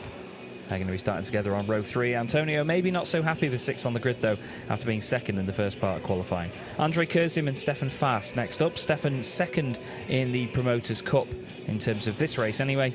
Jamie Anderson starts in 9th place. He's alongside Louis Requenco, who starts in 10th, completing that Super Pole session and is the 3rd place driver in the Promoters' Cup for this race. Mark Taylor next up in 11th, ahead of Heinrich Clemens Hecker. He says he's got the steering sorted now, does Mark, so hopefully the race will be a bit easier for him than qualifying was. John Newell next up, and good to see Jonathan Andre back with us in the championship. He unfortunately missed out on the fastest time that he did in qualifying, so with that being deleted, he had his outlap basically as the only time that was available, and it was outside of the 175% rule, so he was disqualified from qualifying, but has been reinstated to start from the back of the grid here. There's no point in doing a penalty start or anything like that, so a pit lane start I should say. At the end of the day, he, with the time that he had, would have qualified at the back of the grid anyway, so they've decided to pop him on the grid, keep him as part of the formation, and it's good to see. It's nice to have that leniency from the stewards as well. Of course, this championship run by the FIA as well. No mucking about there, and a fantastic group of people behind the scenes that overlook proceedings, as well as the wonderful ETRA, the promoters of the championship. Everybody comes together so well, and I must tell you, as part of this series and as part of the group, it really is always a good time when you're away with this championship. It really is. Such a pleasant place to be. So I'm really excited to see what Jose Eduardo Rodriguez can do here from the second row of the grid. He's going to be on the outside going into turn 1, and he's going to have a direct path to follow Jochen Hahn. It's important to be on the outside here though, because it's going to be the inside for turn 2, and then the inside for turn 3, and guess what? Then it's the inside for turn 4. So it's certainly a good place to be. If you can hang it around the outside of the first corner at Eerst, then you should be okay. Into the Jackie X chicane they go. Our beautifully colourful grid shining away in the sunshine as Frank wrangles the Iveco S-Way into the pit lane. And as they come up over the crest of the hill, race 1 of the weekend and round 21 of the 2023 Goodyear FIA European Truck Racing Championship gets underway, and the front two have absolutely sprung off into the distance. Norbert Kish gets a great start, and he's already down the inside of Jochen Hahn. They're side by side for third position. Sasha Lenz trying to hang it out with Jose Eduardo Rodriguez on his outside. Looks like Steffi Halm has stayed in front of Albacete, and Kurzim has stayed in front of Fast, but Fast dives down the inside, just about holds on and manages to maintain his position, but Norbert Kish holds the lead from Jochen Hahn at the moment, with Sasha Lenz holding third place. Jose Eduardo Rodriguez next up, trying to hold off the pack behind him. Antonio Albacete down the inside of Andre Kurzim. I think Andre's actually tried the move on him rather than the other way around, and now Sasha Lenz looking to attack Jochen Hahn just in front of him. There's a piece of bodywork or something went up in the air then from one of the trucks in the front sort of trio. Not quite sure what caused that. There's a bit of argy-bargy going into the chicane, a little bit of fiberglass skipping over the sand and over the gravel pit. It looked like Jamie Anderson lost a place there actually to Andre Kurzim again, and Stefan Fast, he was sat behind. There is said piece. Looks like a piece of curb or something, that was maybe just a bit dusty because of going through the gravel. It almost looked like it was a matte finish rather than the sort of shiny fiberglass that all of these trucks have on them. Still, Can't speculate too long on that. It's currently Norbert Kish that leads the way. He's got Jochen Hahn behind him, then Sascha Lenz in third position, as they were from the start. Same with Jose Eduardo Rodriguez, then Steffi Hallman, Antonio Albacete. In fact, the whole top 10 staying as they were for the moment. In fact, I think the whole field somehow has maintained position in the opening lap. It certainly looked like there was going to be a lot more shuffling there, but they've all held station. Norbert Kish opening up a bit of a gap, though, after the first lap over Jochen Hahn and Sascha Lenz. Norby's got 14 race wins so far this season from 20 races. Certainly the dominant force yet again in 2023. Had that magnificent 4-win weekend at Slovakia. As in the background there, Mark Taylor looking down the inside of Louis Requenco. Nothing doing this time as John Newell attacks Heinrich Clemens-Hecker. Louis Requenco's gone deep into turn 1. Looks like Mark Taylor trying to take advantage of that. He's going to go around the outside and he's going to be in front of him before turn 3. He is. Makes it work. Heinrich Clemens-Hecker has to get on the brakes to not go into the back of him at Kanalbocht. As they head now down towards where this camera is placed at Lucien Bianchi-Bocht. Norbert Kish kicks up the dust cloud and flies away at the front into the Kleinest chicane once again. Such a scary prospect to race trucks through such a tight chicane. Andre Kurzim seems to be losing sight of Albacete in front of him, and he's got to defend now from Stefan Faas and then Jamie Anderson, who just isn't quite turning it on as much as we usually see from Jamie at this point of the weekend. Fingers crossed his pace continues to improve as this weekend goes on. He won a couple of races last season, did Jamie. Having a fantastic turn of fortune when we got to the Slovakia ring. They had a new engine in the truck and it really changed their fortunes. He was able to push the thing so much in comparison to the earlier stages of the season. At the moment, he's got 3 podium finishes so far this season as well, so he's definitely not been off the pace at all. He missed the first round of the season at Misano, but the whole field's staying pretty close together at this moment in time. As Jochen Hahn pointed out to us earlier, it is very, very easy to make a mistake around here, so you just have to focus, and you can overtake in so many places. We've got 2 trucks under investigation for track limits. Thanks again to Alice Holloway, who's in race control and providing me with all of the information and announcements and so on that come from race control during these races and sessions. That's just how close we get to the wall there, everybody. Andre Kurzim glancing the fence with his wing mirror. That is literally how close these guys get. It's remarkable. But Alice has let me know that numbers 23 and 81 are under investigation for track limits. That is Antonio Albacete and Mark Taylor, currently running in 6th place and 10th place respectively. Don't forget, an important position to remain in during these opening races of the day is position number 8, because you get a reverse grid for the second race of the day. And that would mean that Stefan Faas will be on pole position with Andre Kurzim alongside him on the front row if it finishes as is. And there they are, going through the Kleinest chicane. Andre just opening up a little bit more of an advantage, seemingly trying to break away right now from Stefan Faas. Stefan second in the Promoters' Cup at the minute, but currently Jose Eduardo Rodriguez with a 4th place overall position at the moment is really looking good. Seems like the bodywork that we saw earlier came from Stefan's truck, because the front left is definitely missing a little bit of bodywork there, to say the least. And there it is. Lovely stuff by our cameraman and our director to pick up on that so quickly. But yes, that is definitely parts of Stefan's truck down there in the gravel. He's caught back up to Andre Kurzim again though, so he's definitely piling on that pressure. Louis Requenco has dropped back a little bit actually, started 10th and has dropped now behind Heinrich Clemens-Hecker, and he's under pressure from John Newell as well.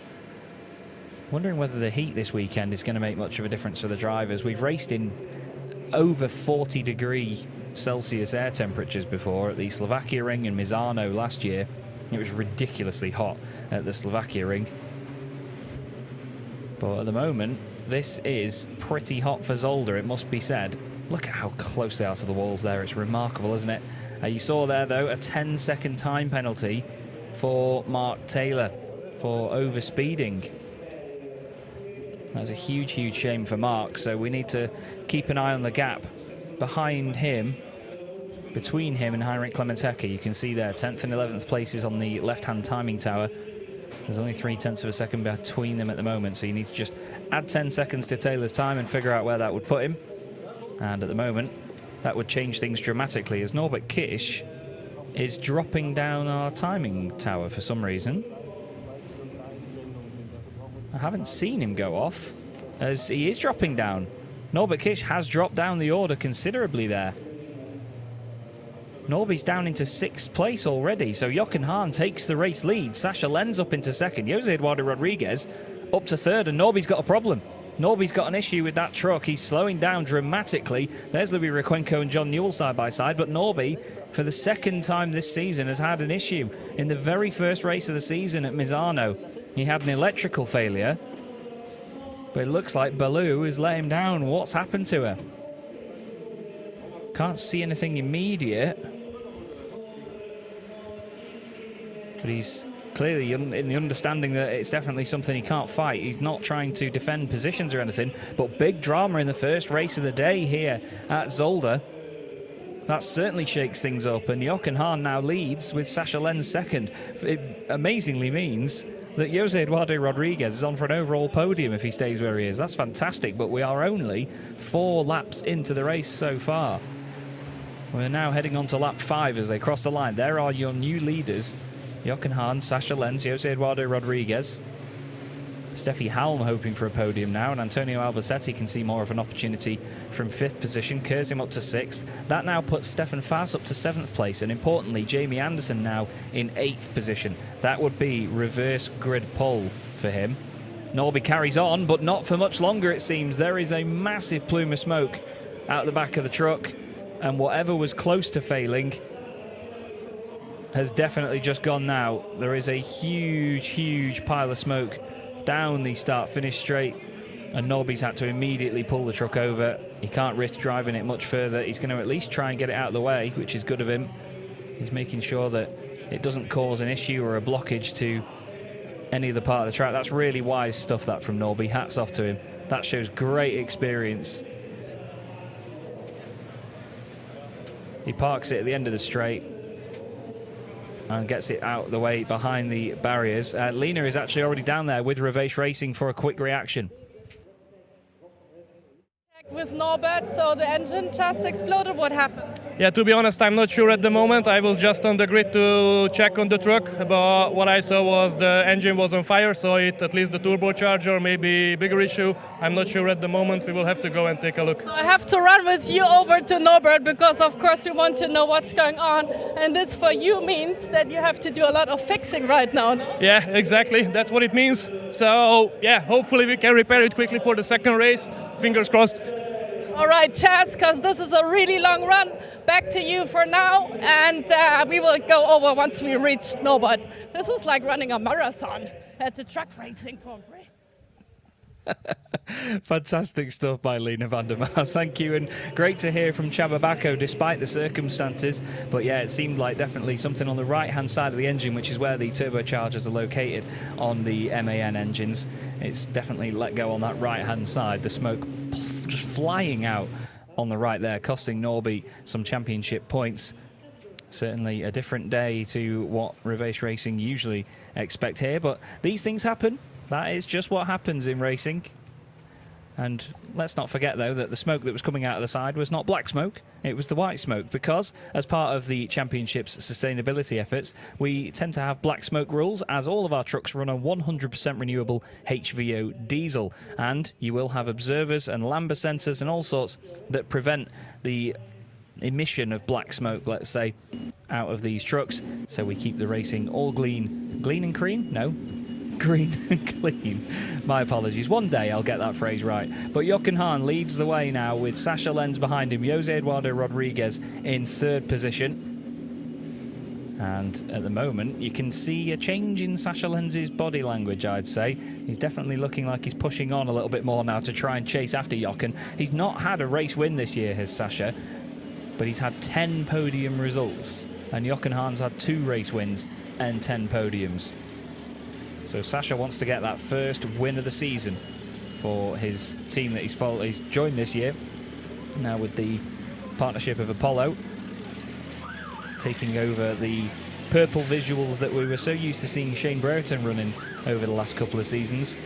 But Sasha goes from his typically black and green truck designs to having this wonderful purple machine. The number 66 of Jonathan Andre is under investigation for overspeeding. Just while all of that was going on with Norbert Kish, there was a drive-through penalty to Mark Taylor for overspeeding, unfortunately. You can hear the sirens down there at the end of the pit lane certainly sounding as they try and get Norby's truck either out of the way or repaired or whatever else they need to do. But that was a massive, massive failure. Look at the smoke down there. Wow. That is Norby's truck being put back into their awning so they can get working on it straight away. And boy, oh boy, that is a big drama. It's definitely something on the right-hand side of the engine. Norby steps out. Obviously, nothing that he can do at this moment in time. At the end of the day, he's got the truck back safely in one piece, but he will be devastated with that one. Despite the massive championship advantage, it will still be a big, big hit for him. There's Mark Taylor in the gorgeous number 81 machine making his way down the end of the pit lane after serving his drive-through penalty. So it's definitely a race with drama, this one, as we're on lap 7 out of 12 now. We're into the second half of the race, and there is a 10-second time penalty for Jonathan Andre for overspeeding. So he now gets a penalty. Seems like what I was mentioning before is very true with the downhill run towards the first corner. Because the start-finish straight is on a downhill sort of decrement, let's say. What's the word? It's a decline, isn't it? Apologies. It's definitely easy for the trucks to overstep that 100 miles an hour, 160 kilometre an hour mark. I cannot get my words out today. I do apologise. We've actually got Lena down there now in the pit lane, or in the paddock, I should say, with Norbert Kish for a quick chat to see what happened. Yeah, we're next to the fan village where all the trucks are having their base and where they're getting fixed. And of course, they quickly have to exchange what to do and what's going on. But of course, we also want to hear from Norbert himself for a second. But you also can see the turbo. So, damn! Yeah, well, obviously very disappointing, because, again, safely in the lead, building the gap. And then looks like the turbocharger went. So, obviously disappointed losing the win like this. But it happens in track racing, so. Are you a guy who counts points? Did you already calculate the points of this win, or are you just now focusing on the second race today? Well, of course, we like to, of course, count the points, count the wins, see the gap. We were looking at maybe in Le Mans we can close the championship. But, it doesn't matter because we go race by race always, try to do the maximum. Win every qualifying, win every race when we have a chance. Today we don't have a chance. So. All right, go get that turbo fixed and see you later on the second race, hopefully. Just back to you. They really have to do some work now. It's hot, hot. Yeah, unfortunately, it does happen sometimes in racing. Shots here of Jamie Anderson going off at turn 1. Now, there is still a yellow flag down at turn 1 because there could have potentially been oil down or some fluid from Norby's off as Sasha Lenz goes straight on at the Villeneuve chicane. Cuts across it, doesn't really gain anything from it by the look of it. There's unfortunately been a black flag for Mark Taylor because he's been done for overspeeding again a third time, so maybe something wrong with the GPS system that's tracking that, and obviously it may take some calibration. I'm not 100% sure whether it's calibrated by the teams or something else, but Jamie making his way up the hill there seems to be going slower than usual. So I'm not quite sure if he's now hit a problem as well. Certainly a dramatic race to open the weekend here, but it's Jochen Hahn still leading, Sasha Lenz still in second, then Jose Eduardo Rodriguez in third, and there is Jamie Anderson. He's dropped down to 12th position now. I would have expected he'd only lose a position or two with that off into the gravel, but he has lost many more than that. There is the top bunch. Hahn, Lenz, and Jose Eduardo Rodriguez. Then Steffi Halm still holding on to 4th place ahead of Antonio Albacete. And then Andre Kursim still defending from Stefan Faas as they glance their way down the pit wall. Heinrich Clemens Hecker is currently in 8th position, and he will be on his way to take pole position for race 2 of the day. That would be a fantastic turnout for Heinrich Clemens Hecker. If there's any further drama in front, though, John Newell could end up on pole position. You never know. All of these things could change very quickly in these races. But Jochen Hahn will be a happy boy right now to be leading yet again. If he does win this race, it'll be win number 118 in his glistening career. He holds pretty much all records for a driver in terms of, you know, how many wins, how many podiums and so on, other than podiums, because Antonio Albacete currently holds that with 288. Jochen is closing in on him bit by bit, season after season, but he's got 284 at the moment. There's still 4 podiums between them. There's this tiny little battle between the two of them about that I've been keeping my eye on, and I'm very, very excited by it. So I'll keep you up to date with how that gets on as the seasons continue to progress. Obviously, right now, Jochen would finish on the podium with a race victory, so that would be another one closer. Stefan Fast in 7th place with Andre Kurzim in there, and yes, Jamie Anderson now in the pits as well. That's a real shame. There's a 10-second time penalty for John Newell now, so he's going to drop down behind Rykwenko and potentially Janiak. No, Janiak's going to get, apologies, not Janiak, Jonathan Andre. I'm so used to saying Anthony's name, that's really bad, isn't it? But because of that, he's going to drop down 10 seconds as well, because he's got his own penalty. So it all adds up here at Zolder. It's mad, isn't it? How quickly this race has changed. It's exploded the pack. The pack's actually spread out quite a bit now, and everybody's got to do all the maths and figure out all of the numbers. But this is the battle that is closest at the moment. Stefan Fast chasing down Andre Kurzim at the minute.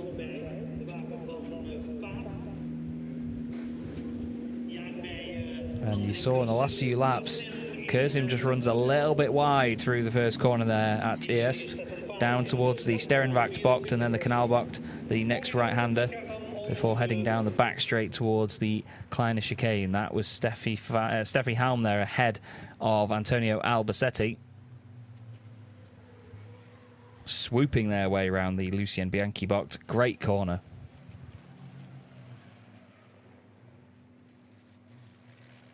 And now they pile down towards the chicane. But there is your race leader, Jochen Hahn, continuing to just lap after lap keep it tidy. That's all he wanted to do. Use his experience, as he mentioned when he spoke to Lena on the grid earlier on. Sascha Lenz is doing a great job in chasing him down, but at the moment just not able to stick with him enough to challenge for the race lead. Heinrich Clemens Hecker still in 8th position as well, so he's still holding on to what would be pole position for race number 2. Antonio Albacete wants those extra few points as well to get ahead of Steffi Halm, using all of the power from that 100% renewable HVO diesel to try and put the pressure on. But obviously, running the same fuel, Steffi has the same sort of advantages with cutting out the emissions and any potential smoke. There is Jochen, once again, flying towards us in the glorious-looking Iveco S-Way. Lovely-looking race trucks. He now heads into turn 1. And apparently there's an air pipe broken on Jamie Anderson's truck. Thank you again, Alice, for the information from down there in the paddock, in the pit lane, in race control, wherever she may be at this moment in time.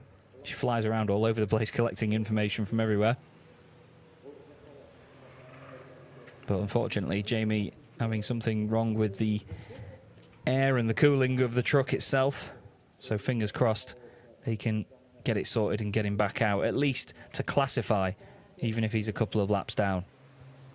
Sascha Lenz is really pushing on here. He seems to be closing that gap down time after time. It's 1.5 seconds right now to Jochen Hahn in front of him. I think Jochen just went a little bit too hard into the Kleine chicane there. Sascha chasing that first win of the season. It's going to be difficult for him to get it in race 2, obviously with the reverse grid, because that'll put him down to 7th position.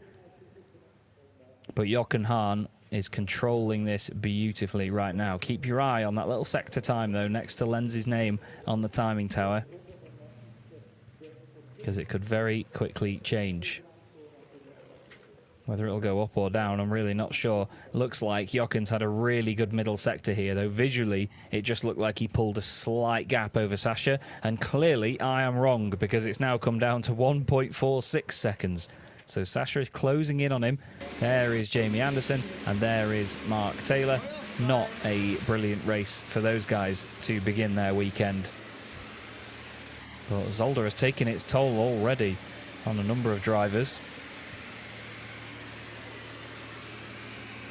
And as they cross the line again, we're going to start the final lap of the race now. Let's see what the gap is. It was 1.468 seconds for Jochen Hahn a minute ago.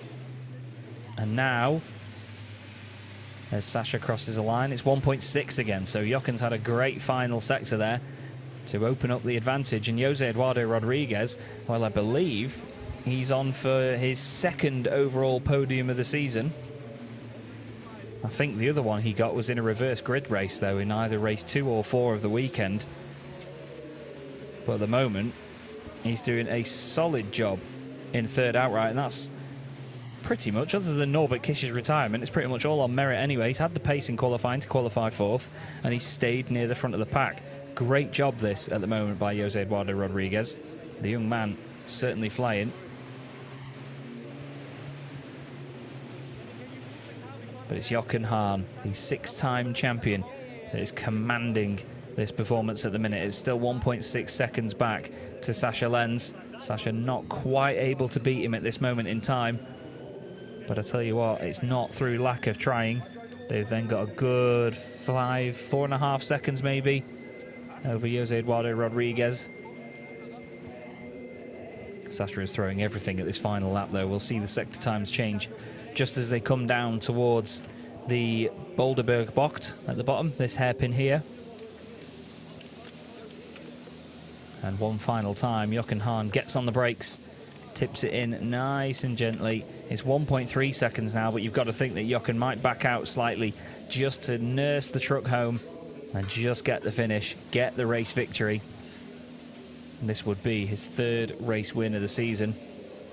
2nd at the moment on race wins to Norby's 14. That's the dominance we see here from Norbert Kisch. But around the final chicane, he's going to get the job done. And 6-time champion Jochen Hahn takes the race victory in round 21 of the championship at Zolder. Sasha Lenz finishes in 2nd place with a lovely stylish drift to finish it off. And 3rd place overall going the way of Jose Eduardo Rodriguez. What a fantastic, fantastic result that is for him. Really, really well done for Jose Eduardo Rodriguez, and with that he wins the Promoters' Cup in that race as well. Steffi Halm was 4th ahead of Antonio Albacetti, then it's Andre Kurzim. Stefan Faas finishes 2nd in the Promoters' Cup in that race, and Heinrich Clemens Hecker, well, he's going to cross the line in 8th place, and that's going to put him on pole position for race 2 later on this afternoon, just ahead of John Newell, who of course got that time penalty, and so too did Jonathan Andre as well in 11th. But Mark Taylor, Jamie Anderson and Norbert Kisch all out of that race. But Jochen Hahn's 3rd win of the season, his 11th podium appearance, is certainly one that he will be happy to accept. It's not the way you ever want to win a race, with one of your rivals having a failure, but at the end of the day, you've got to be in it to win it. And unfortunately there, Norby just had a failure, and that happens in motorsport, as he said. He took it very well by the look of it. He knows that the team have got a lot of work to do, and he then has a bit more work to do to just recuperate some of those positions as the day goes on. But great stuff. Great, great entertainment again from the Goodyear FIA European Truck Racing Championship. And Jochen Hahn is your winner. Sasha Lenz 2nd, Jose Eduardo Rodriguez 3rd. We've got some fantastic static cameras around the circuit this weekend. That's just over the crest at Sacrament Schelling, down towards the Villeneuve chicane. Gives you a nice wide perspective of what's going on around us at the circuit. It really is a tight, twisty, narrow place, Zolder, but a fantastic track all the same. Big, big challenge for any sort of racing machine that comes here. I believe it was only last weekend that they had the 24 hours of Zolder, the Belcar Championship, or at least the Belcar Series or event tends to have a 24-hour race here, with loads of Belgian competitors from all over taking part. It's almost like a mini Nürburgring 24 hours, to be honest, because you're on a very tight, twisty, undulating circuit with a whole host of different race cars. You know, there's so many categories and classes. And I've got a lot of friends from the Belgian sim racing community that are real drivers that take part in that as well. And it seems like one of their finest motorsport events of the year over here in Belgium. But there is Jochen Hahn making his way into the pit lane, and he'll be a very happy boy after that one. Maximum points for him from that race. You take 20 points for winning the first race of the day, and race 2 doesn't award as many. You get 10 points for a win, and then it's just 1 point less for each position that you then go down the order.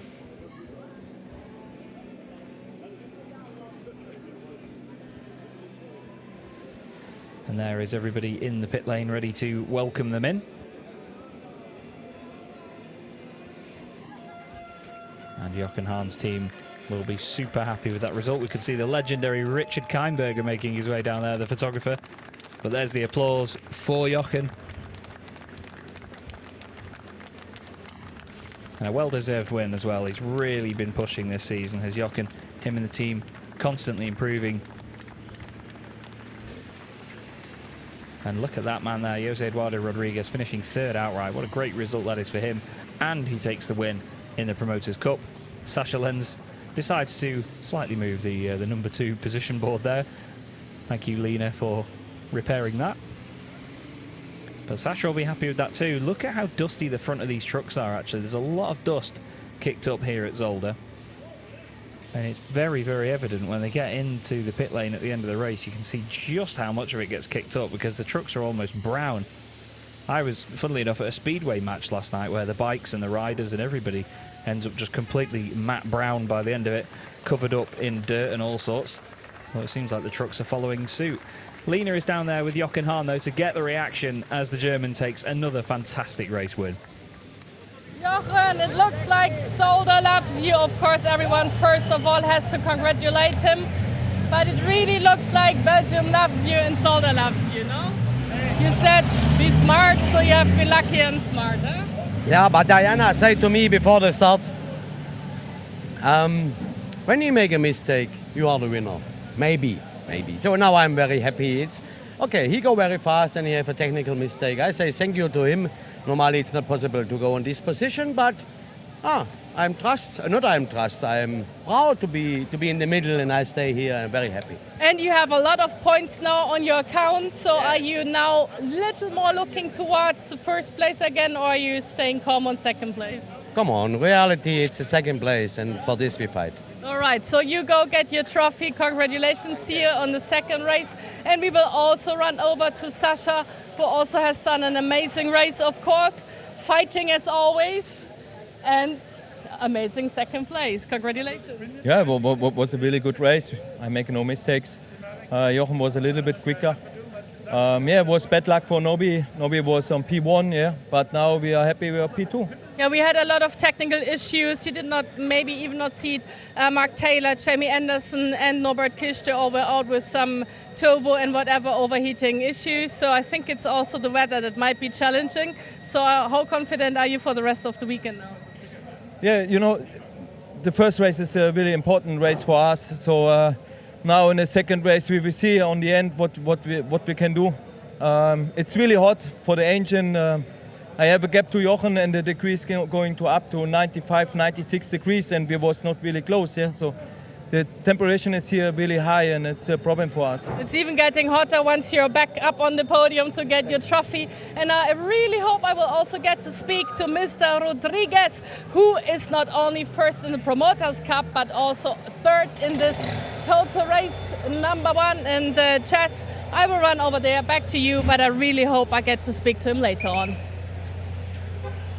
Thank you, Lena. Yep, fantastic reaction there. Lovely level-headed stuff from Jochen Hahn, wasn't it? He said, look, at the end of the day, he had a technical issue. I said thanks, and off I went. But still, big points for the account there, as Lena rightly mentioned, for our race winner, Jochen Hahn. Sascha Lenz in second place, very happy with that one. But as you heard from him, the temperature is an issue. It's nowhere near as hot as it was at some of the previous races that we've had, but still, compared to how this weekend usually is at this circuit, where the drivers and the teams have got so much info from the past and data of what the conditions are usually like and how to manage the truck and the temps, it's certainly a different case here. A man that's really turned up the temperature, though, and got an overall podium in that race is Jose Eduardo Rodriguez. He's going to have a chat with Lena now. Yes, Jose Rodriguez, you managed third place. Congratulations. You must be really happy and proud. Yeah, I'm very happy. It's a good race for me. And I'm a good start. And we will see to the second race, but I'm very happy. Do you like the racetrack of Zolder? You seem to be really confident on this racetrack. I'm very comfortable in the track, and it's good for me for a championship, and we'll see. So you get 2 trophies now, one for the Promoters Cup and one for the Total. So yeah, make some space in your truck for later to carry home a lot. Yeah, it's a good points for the championship, and I'm very happy. All right, so see you later, and back to Chaz before we will start the celebration up there. Crack him. Fantastic stuff. Well done to Jose Eduardo Rodriguez on a third place finish. Jochen Hahn takes the race victory by just over 1.2 seconds to Sascha Lenz in the end, with a lovely drift at the end by Sascha. Jose Eduardo Rodriguez, as mentioned, in third place. Steffi Halm finishes in fourth place ahead of Antonio Albacete. Then we have Andrei Kurzim in sixth and Stefan Faas in seventh place. Heinrich Clemens Hecker is in eighth. I've been told that trucks 11 and 25 have apparently been called to the stewards, so we'll have to see what comes of that. John Newell, with his penalty applied, finishes in ninth place. Louis Requenco holds on to a top 10 finish, with Jonathan Andre getting a penalty applied and dropping down to 11th. Jamie Anderson is classified, but 4 laps down. And the other retirees, of course, Mark Taylor with a black flag and Norbert Kish with that turbocharger failure. One of the best things about Zolder, though, is the fact that the podium is literally right where the trucks pull in to the pit lane. So there's not a humongous walk or even a drive over to where the podium presentation takes place. So you get to see all of the podium celebrations and all sorts before, well, we have to have a long wait, basically. You get to see them straight after the trucks and the drivers make their way in. They'll just obviously round them all up, make sure everyone's present and correct. I can see the wonderful Lucas Lesk down there with his back to us, just at the back of this sort of crowd here with the ETRC shirt on. Lucas is a wonderful, wonderful bloke, a really, really good laugh indeed, and a key part of the team. We saw him again at the Nürburgring, actually, not long ago, during mid-July, and it was great to have him back with us.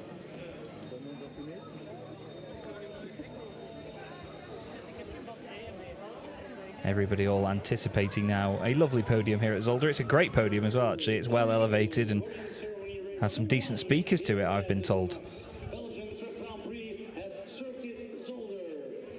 So the announcer now getting things underway. And we're going to go for the overall podium first. Jose Eduardo Rodriguez taking third place. There is Nadine to give him his hat. Sascha Lenz taking second place. He's called up to the podium. See what I mean? It's a lovely podium here, isn't it? And your winner for, like I said before, the 118th time in this championship, Jochen Hahn. He's a man that has stood on that top step many, many a time.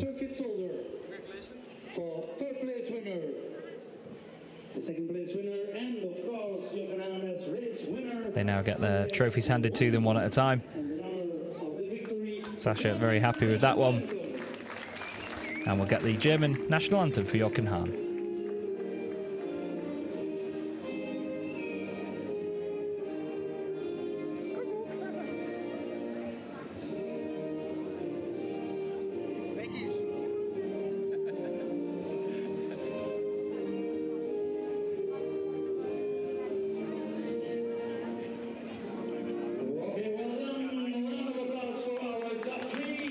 And there you go, the German national anthem for Jochen Hahn.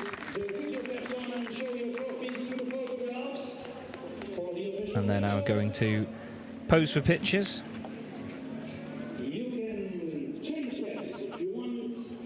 And the almost ceremonial changing of the caps right now as Jochen and Sasha throw their hats to the fans. More pictures, and then it'll be time for champagne.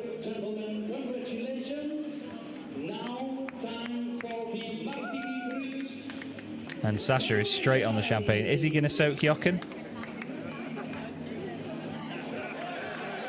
We'll have to wait and see.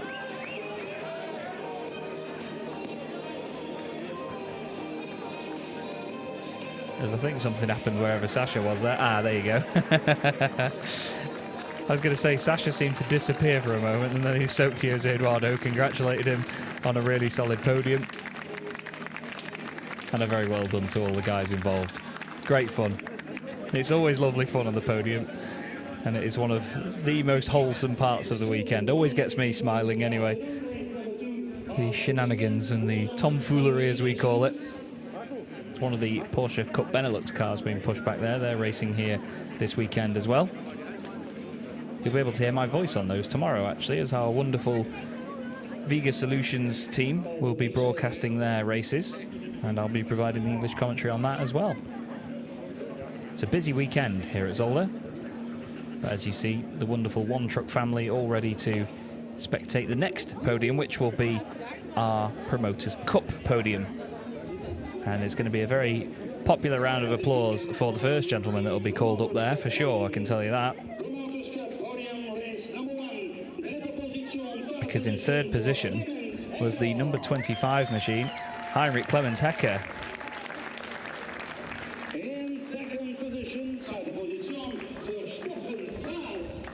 Stefan Faas finishes in second place for tank pool 24.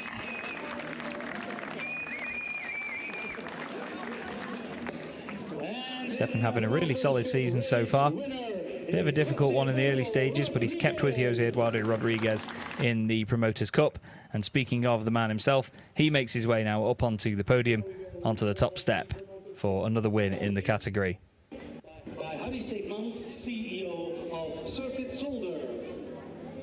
And the Circuit Zolder CEO is now going to hand out the trophies to our Promoters Cup drivers.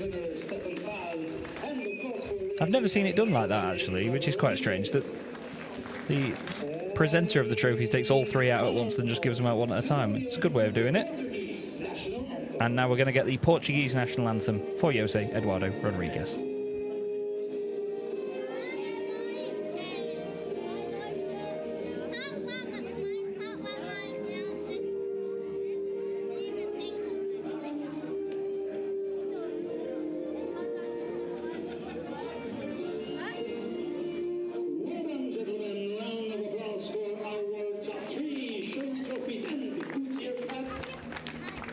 And there you go, our Promoters Cup podium.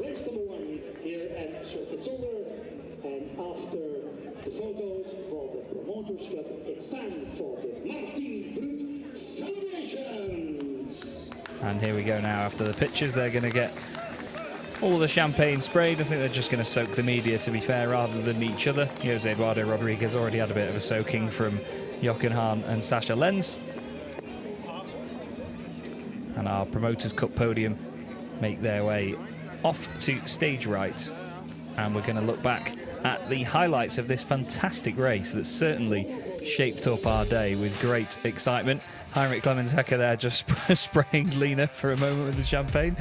But here's a look back then at the first race of the weekend. Jochen Hahn and Norbert Kisch starting on the front row together, and as the sun beat down on the circuit, everybody was looking forward to getting things underway. Not conditions that we would normally see here at Zolder at this late in the season especially, but it was line astern on the first lap. Despite a lot of jostling and movement in the middle of the field, miraculously everybody stayed in the same order for the first lap. But then the battle's begun. Then things started changing. Drivers were really throwing elbows out and certainly getting scrapping with one another.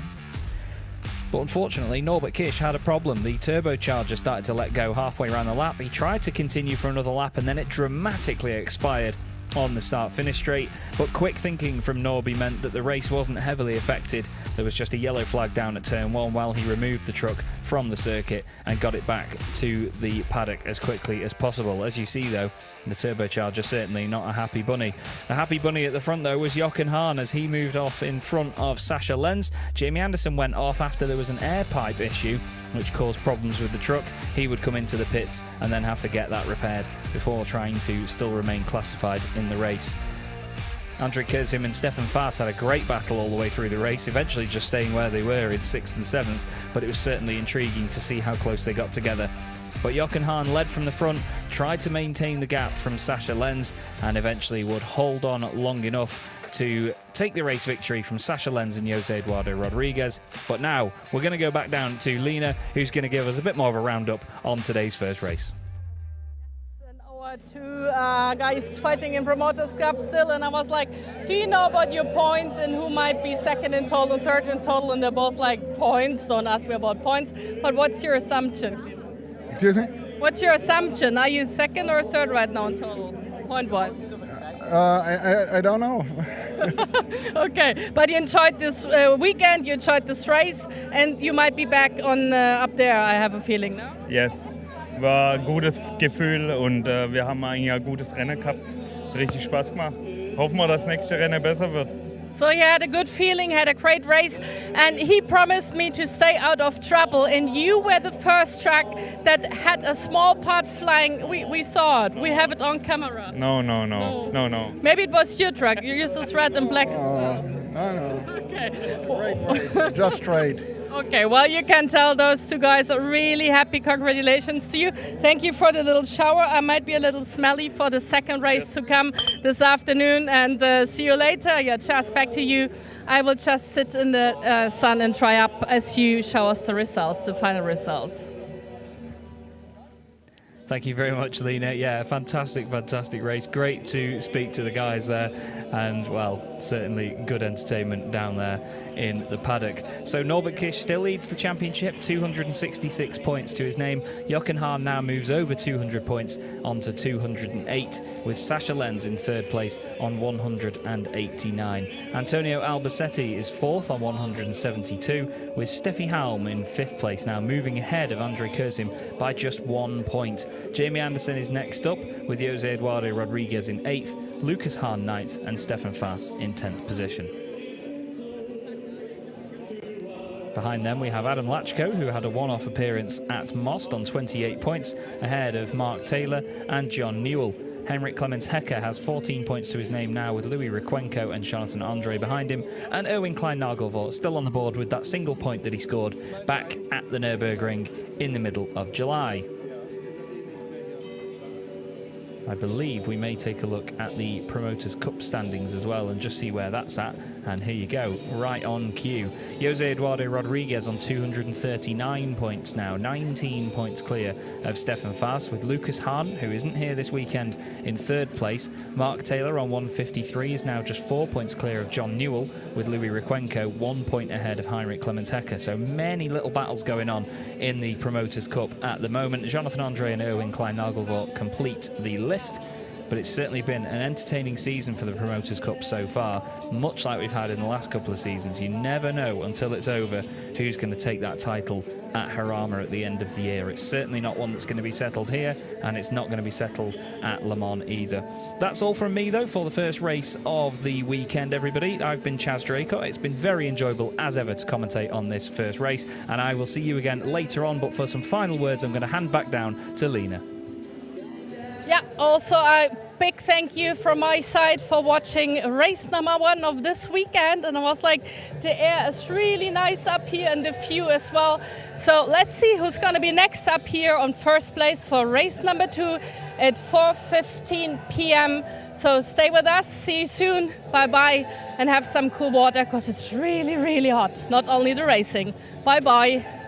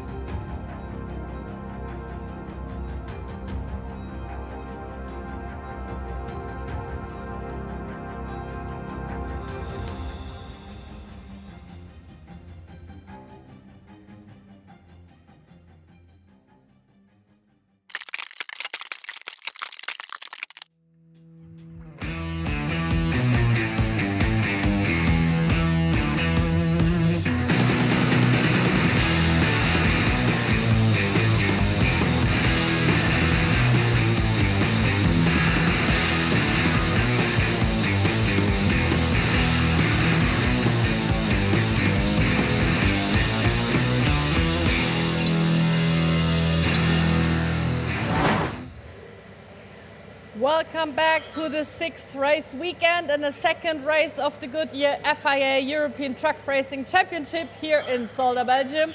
And I was like, why not starting out backstage? Because this normally is a box where a race car might be standing and the mechanics are working, but this is where our television booth is actually taking place. There are some safety cars off the circuit of Zolder that are normally working outdoors once there are race cars on track, but now we have race trucks. You're right, because of course we are in the Truck Racing Championship, so also there should be some pace trucks coming very soon because we're about to start the second race soonish. But beforehand, a warm welcome to our commentator, Chaz. Thank you, Lena. Yes, hello everybody. Chaz Draycott here, commentating on the 2023 Goodyear FIA European Truck Racing Championship. My colleagues Joachim Eberts and Fonzie Cebrian can be found commentating on the German and Spanish live streams respectively. But we are here, as Lena mentioned, for the 6th race meeting of our 8-weekend championship in 2023. We were going to have a 9-race weekend, a 9-weekend season, I should say, this year, but unfortunately the round at the Hungaroring had to be postponed due to construction at the circuit. But still, we've had a very busy season so far and a very exciting one at that. Plenty of drama, plenty of great racing throughout, and we find ourselves here for round 22 of the 32 races this year here at Zolder in Belgium. I, for one, am really looking forward to this second race of the day because race 1 was an absolute treat. Plenty to look at, plenty to think about, and a big shake-up in the order at the front of the pack as well, with a big failure for Norbert Kisch in terms of the turbocharger on his MAN. Not usually something that we see happen to the Revage Racing team, but these failures and issues can happen to anyone in motorsport. You are not immune, I can tell you that. This is where it's all taking place this weekend at Zolder, and as you see, one of the key numbers on your screen, well, it's the air temperature, 31 degrees Celsius at the moment. This is nothing like the conditions we've had at Zolder before, so it's definitely a challenge for the drivers and the teams. We have heard that there are some definite challenges in terms of keeping the temps down in the trucks as well from Sascha Lenz earlier on. So certainly more to think about this weekend than usual, and that's when you don't look at the very, very twisty circuit. It is a massive challenge here at Zolder. Some of the first sector is a massive, massive, difficult section that's one long sweeping corner effectively. You've just got to clip 3 different apexes, and then you've got a lot of chicanes and hairpins to think about too. The Kleiner chicane, the Villeneuve chicane, and the Jackie Ixbocht at the end of the lap as well. And that's without mentioning the Boulderberg Harshbelt Bocht, which is the hairpin in the bottom right of your track map. The circuit's been around a long, long time, so have some of our drivers in the championship. We spoke to Jochen Hahn earlier today, and he was saying it was his 24th running here in this championship.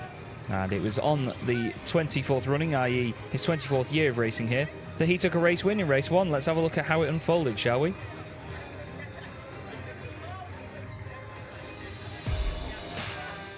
So the sun was beaming as we got to the grid, and it was around 25, 26 degrees in the air, so it wasn't even as hot as it is right now. It's still 28 degrees here in the UK as well, so certainly a hot weekend all round.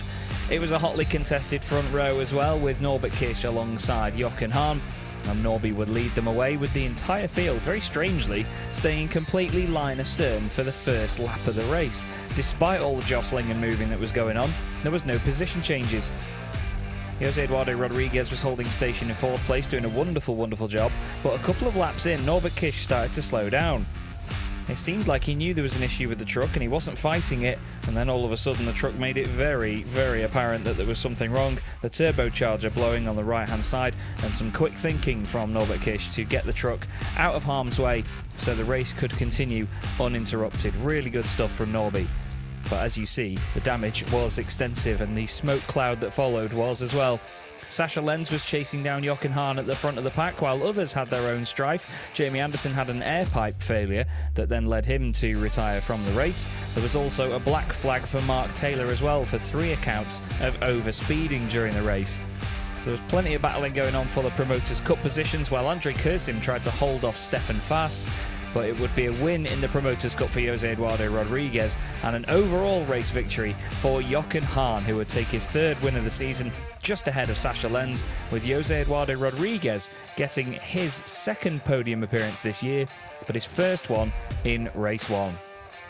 It was wonderful entertainment and a very well-received victory for Jochen Hahn and the Iveco squad, and I'm sure that they'll be hoping to repeat that as the weekend goes on. Jose Eduardo Rodriguez showing just how talented he is, though, with that 4th place on the grid outright, and then, of course, 3rd place overall in the race. This is how it shapes the championship up for now, though, after 21 races. Norbert Kish on 266 points is just quite a fair bit clear, to say the least, from Jochen Hahn on 208. But then with Sasha Lenz and Antonio Albacete close behind, Steffi Helm now moves up into 5th place in the championship, ahead of Andre Kursim. She's just 1 point ahead now, with Jamie Anderson in 7th, ahead of Jose Eduardo Rodriguez. He now jumps ahead of Lucas Hahn, who is not here for this weekend. We do hope to see Lucas towards the end of the season, though. Stefan Faas completes the top 10 in the overall standings, with Adam Lachko after that great one-off appearance at Most. He finds himself 11th, ahead of Mark Taylor, John Newell, Heinrich Clemens-Hecker, Louis Requenco, Jonathan Andre and Owen Klein-Nagelvoort.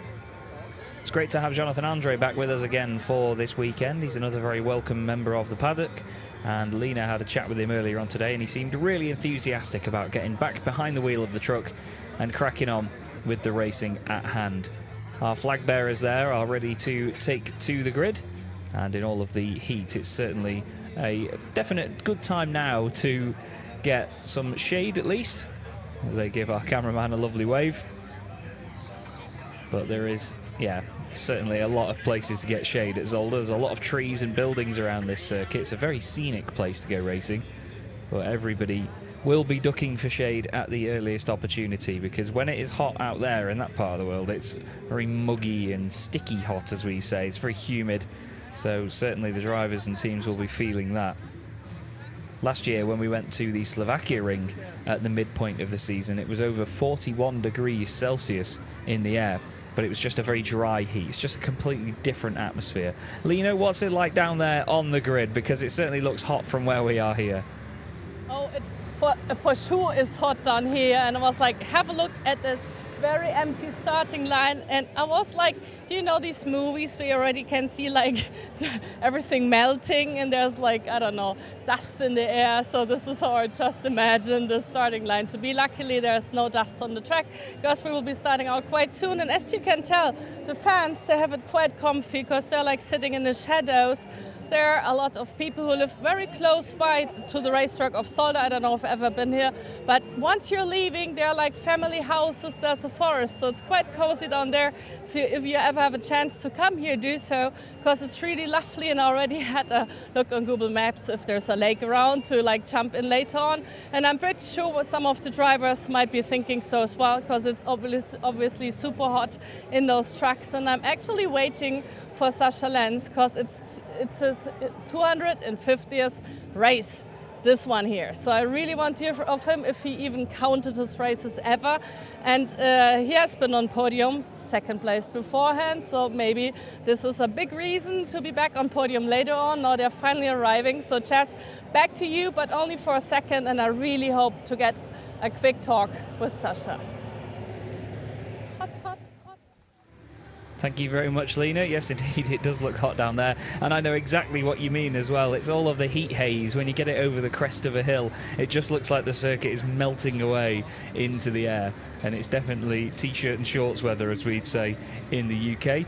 Well, it doesn't seem like that, though, for Michael Marek, our race director, who was at the front there. They have their full, wonderful FIA shirts and even the FIA trousers as well, the fantastic white and blue kit they have. And there is the red, black and yellow kit of Stefan Faas's Scania. The number 24 machine will start on the outside of the front row, and it should be Heinrich Clemens-Hecker on pole position next to him. You could just see Heinrich Clemens just pulling in there to the left-hand side. So it's an all Scania front row, and importantly, those guys are teammates. We need to go to our TV bumper now, though, so we're going to introduce our international TV viewers from around the world.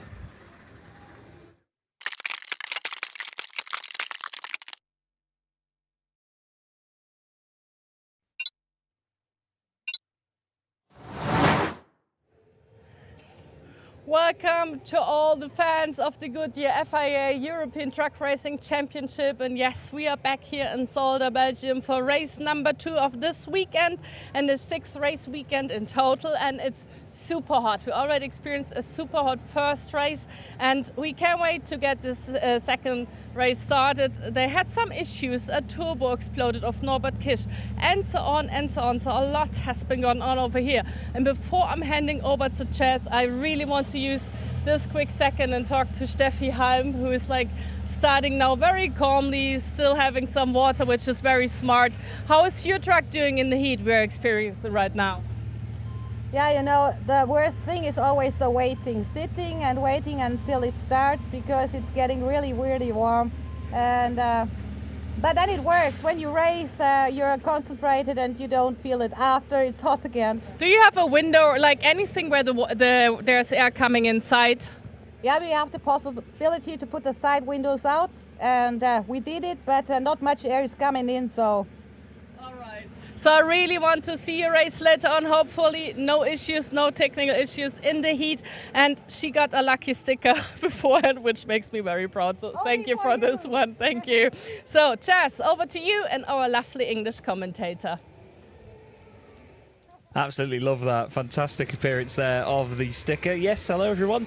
This is Chaz Draycott commentating on the Goodyear FIA European Truck Racing Championship for 2023. Super excited to have our fantastic drivers racing here at Zolder in Belgium. This wonderful circuit is a humongous challenge, and I tell you what, it always provides some great racing. So many overtaking opportunities, so many places for drivers to get it wrong as well. It's exactly 4 kilometers long with 16 corners. And as you can see there, it is 31 degrees Celsius in the air temperature at the moment. It really is a talking point of the weekend that the conditions are so different to how we've seen them before in Zolder. If you watch back last year's races, you'll see that it was all cloudy and rainy all weekend, and we had drivers spilling off the circuit in all directions. But the chicanes and hairpins here at Zolder are not the only challenges, of course. The first sector is a massive just big long circle basically for our drivers to get wrong, because you have to go really tight to the left at Erst at the first corner, and then the Stirravacht Bocht, which is the right-hander that they then get to, is the first of 3 apexes that they have to hit at really high speed. You have to have your gearing absolutely spot on around here in these trucks and be so careful when you do change up a gear that you don't snatch that rear axle and kick the back end out as it tries to put the traction down. So you have to be so tuned into the truck when it is behaving itself or when it's not behaving itself around here, and just know what to predict from it. But like I've said, so many places to get past other drivers, but also so many places to overcook it and get it slightly wrong. There is Norbert Kisch. He's going to be starting from the back of the grid in this one, as he had a turbocharger failure during that first race. So he's going to be coming through from the back. But a driver that's going to be starting from the middle is going to be Sascha Lenz. He finished second in that last race, and he's with Lena. Yes, and I did not dare to ask him beforehand, but Sascha, this is your 250th race, this one here. Are you aware of it? No, I don't know. I see a picture in Facebook after the race 1, and they're saying congratulations for 250 races. And I say to my guys, hey, listen, we have 250 races now. And one mechanic guy say, yeah, I know, I was 245 here. All right, I really love this, and you became second in the first race. So does this make you push even more for more trophies to come now? No, I want to look that anything, it's fine that we become points. So when on the end P5, P6 or P3 doesn't matter for us. So I need points. That's only what we need. All right, and he's a really strong driver, and you might know the color already that's going on over there. I really like his truck. The women's like the color, you know. So you always have your wife choose the color for the next season? Correctly. All right, because as you might know beforehand, green has his been main color. Now he went over to purple. So see, this is why he's charming. Now he caught me with a purple truck. Well, who knew? Okay, Chase, I might walk back over to some of your British friends and maybe also Norbert Kisch. Back to you for a second. Thank you. Good luck. Thank you very much, Lena. And yes, we really do hope that Sasha has a fantastic 250th race in the Goodyear FIA European Truck Racing Championship. He is a real character and a lovely, lovely gentleman. And he's been learning a lot of English over the last couple of seasons as well. And it's getting better and better all the time. So it's fantastic to see. Always a pleasure to have Sasha on our grid. But yes, indeed, we have Norbert Kish further down the order for this race because of that turbocharger failure. So he was the first retirement from the race, from the lead as well. Had a little chat with him actually between races, funnily enough, just on Instagram. I'm not there in the paddock actually this weekend, but he says there's not much point taking too many risks from that far back in the pack. He's just going to wait for the opportunities to come to him and see what he can make of it. He's not going to overdo it in this race. At the end of the day, this stuff happens sometimes in motorsport, as we know. And we're going to go forward a little bit from where Norby is on the grid and speak to another driver that had a bit of misfortune in that race, and that was Jamie Anderson. Yeah, that's right. And I was like, Jamie, you're the only one not wearing a helmet right now. Everyone is getting ready to race, and you're standing there quite chill. You seem to have some technical issues beforehand. So why are you standing here? Are you ready to walk home, or what's going on? No, just relaxing. You know, see how we get on now. We had an air pipe problem and lost all brakes again in the last race. So, you know, the weekend hasn't started how it wanted to be, but, you know, right now we need to reset and go from there. There's no point in being angry all day, and we need to relax and have fun in the last race. You're coming out of the Promoters Cup, now you're a Titan driver. So is this a big difference or like change to last year as well? No, I wouldn't say so. I'd say, yeah, we struggle because we're not on the podium all the time, but I think on a good day we have the pace to rival the Titans. You know, and I think we're in a good stance. You know, sometimes you come somewhere and it just isn't your weekend, and we'll just fight to try and resolve it and get better as a team, and we can only go from there. I have to ask you a very stupid question, actually. Do you like heat being British? Do I like what, sorry? The heat. Yeah, of course. You know, we have enough rain in England, and the heat isn't too bad for me. It's all right, and I enjoy it. It's good. Okay, I really hope your truck also will get used to the heat we're experiencing right now. So good luck to you, and you're a really strong driver normally, so I really hope the best to see you like fighting into the front again, starting from more of the back, and one is really very far in the back, and that's Norbert Kish. And Chaz, I will run over there, but back to you for a second. Thank you. Yeah, well, Jamie may say we get a lot of rain here in England, but flipping heck, I tell you what, it's not raining today. I've actually just had to close my blinds and put the fan on in my office here at home because it is baking hot right now. It's just gone up to 29 degrees Celsius here in the UK where I am, up in Cheshire, and it is lovely, lovely weather. So, right now, it's definitely bright and beautiful down there at Zolder. Such a scenic circuit, this place, with the wonderful trees around and a beautiful run through all of the forest. Look at it, it's so pretty. And later on in the day as well, you get these fantastic shadows cast over by the trees. Certainly makes for some gorgeous, gorgeous racing shots, and a lot of the very classy photographers that we get around Zolder. I know a few of them through the whole sim racing venture side of things. The photographers at Zolder are usually amazing as well at making the most of those shadows and these fantastic angles around this place. But our grid is certainly a colourful one at that as well. The whole rainbow covered with our fantastic trucks. And the front row of the grid, teammates in the form of Stefan Faas and Heinrich Clemens Hecker. I'm really excited to see whether they can get some big points on the board for this.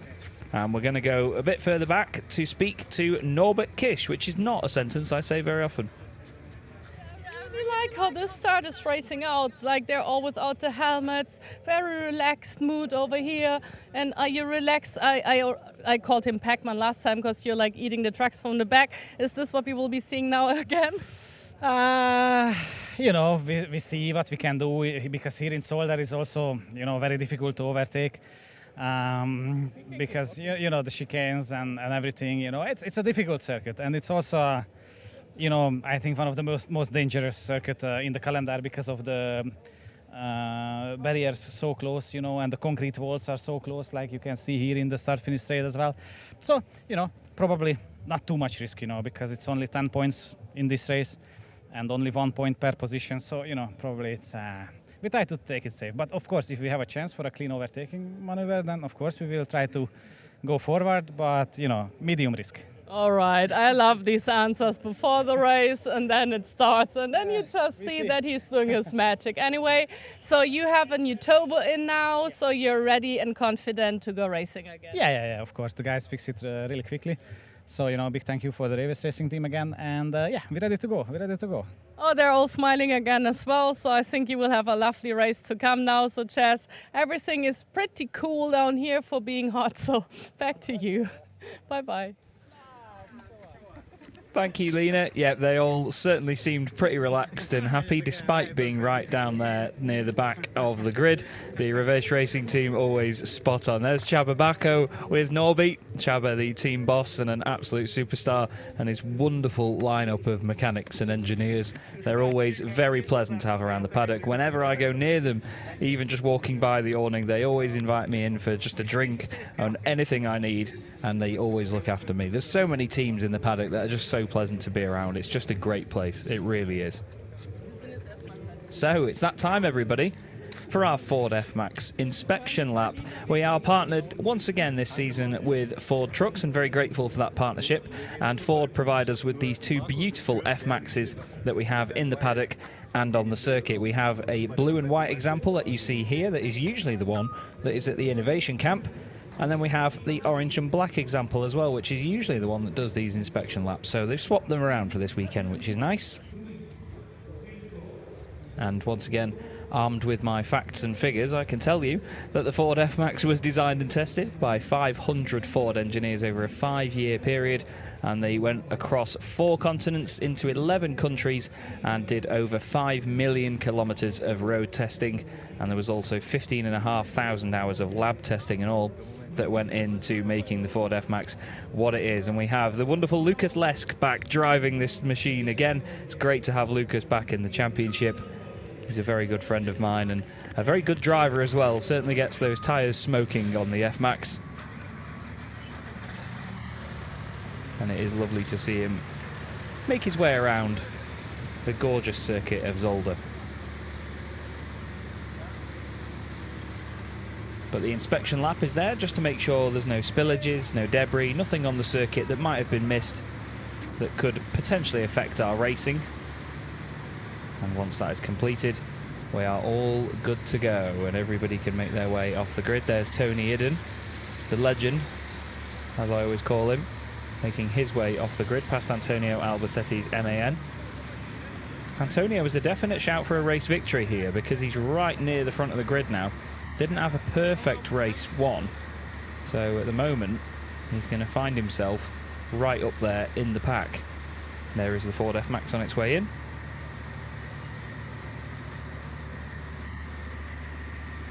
Now we see just the final moments before we get race number 2 of the weekend underway.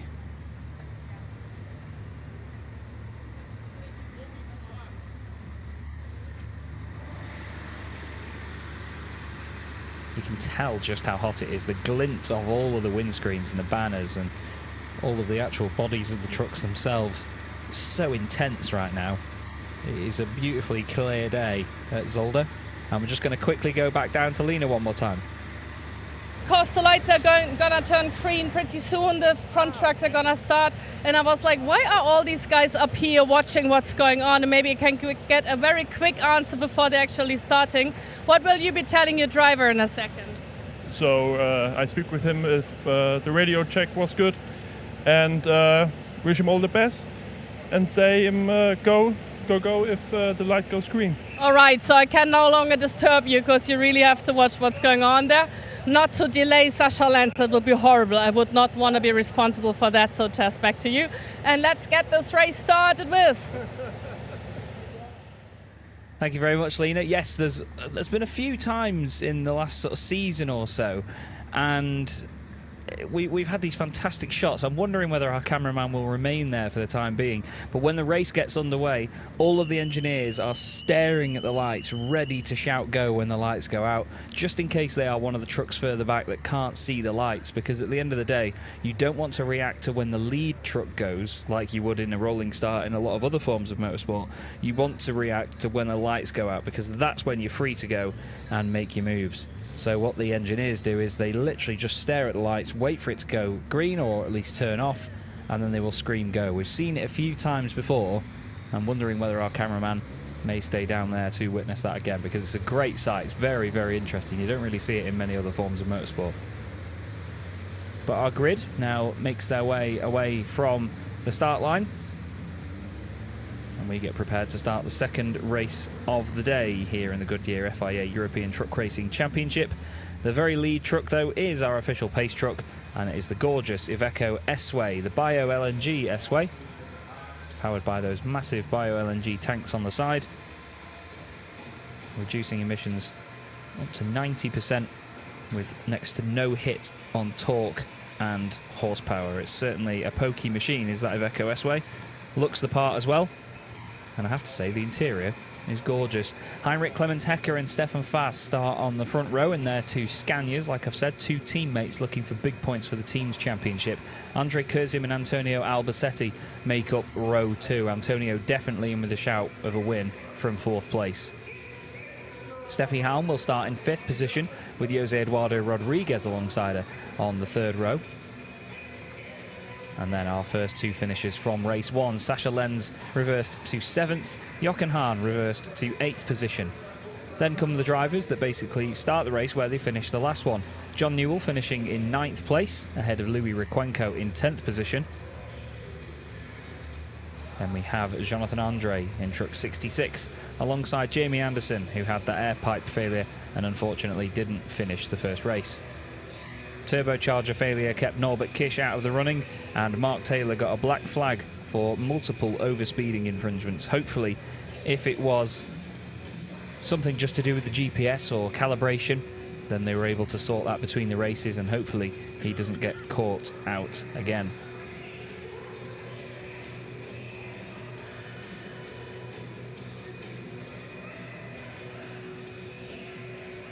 You can hear they're playing Thunderstruck around the circuit by AC/DC. A fantastic song to have our formation lap on, or accompanied by. When you do go and see live motorsport, they often do play music when there's a formation lap on, but to be honest, I think one of the finest song choices you could make is Thunderstruck by AC/DC, so hats off to whoever went for that, because it really does suit the rock and roll atmosphere of truck racing. It's certainly a great laugh. And there is one of the team members watching the broadcast live. Hello. They're going to see themselves in a moment. We weren't going to quite have that inception moment where you saw your own broadcast 2 or 3 times because of the natural delay that there is to our YouTube live stream, which is where most of the personnel and teams watch it from. We were probably going to have to wait around quite a long time to get to see that. Still, they make their way down towards the Jackie Ixbocht now. The final chicane on this lap, a very tough corner, big braking zone, 90-degree left, 90-degree right, but it opens up on the exit, so you can take the exit of the corner much quicker than you can the apex at the start of it.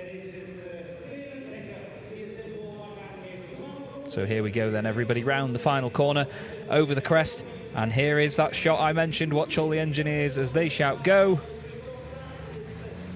And there you go, round 22 of the 2023 Goodyear FIA European Truck Racing Championship gets underway with Heinrich Clemens Hecker starting from the front, Stefan Faas on his outside. The two Scanias are teammates for Sweden Power, so they need to be careful and make it work together. Antonio Albacete behind them, a few of them running a little bit wide. Stefan Faas, the first of them to kiss that.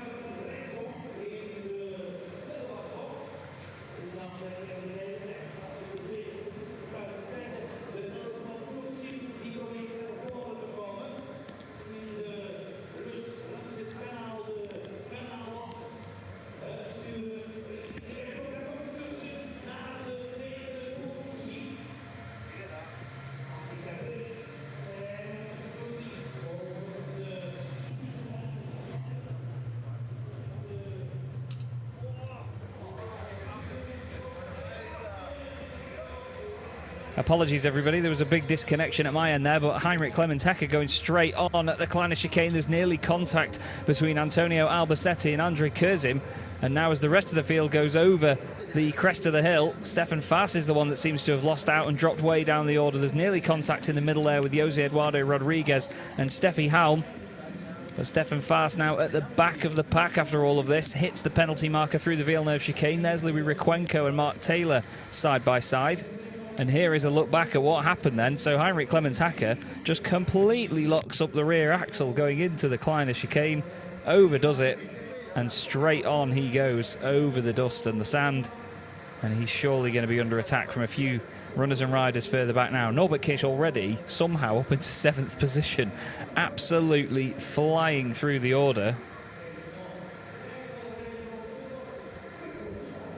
And down into the chicane for the first time. It's now Antonio Albacete that takes the race lead.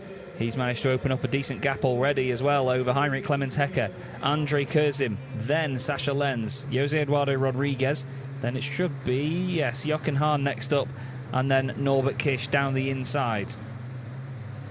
Jochen actually looking for a move on Jose Eduardo Rodriguez. He knows that he can't wait around here for Norby to attack him, so he tries to go down the inside of the MAN. They remain side by side. Norby gets a fantastic run. He could potentially look down the inside of Jochen there, but doesn't get the chance. He does now, though, as they go through the right-hander at Sterenwacht Bocht.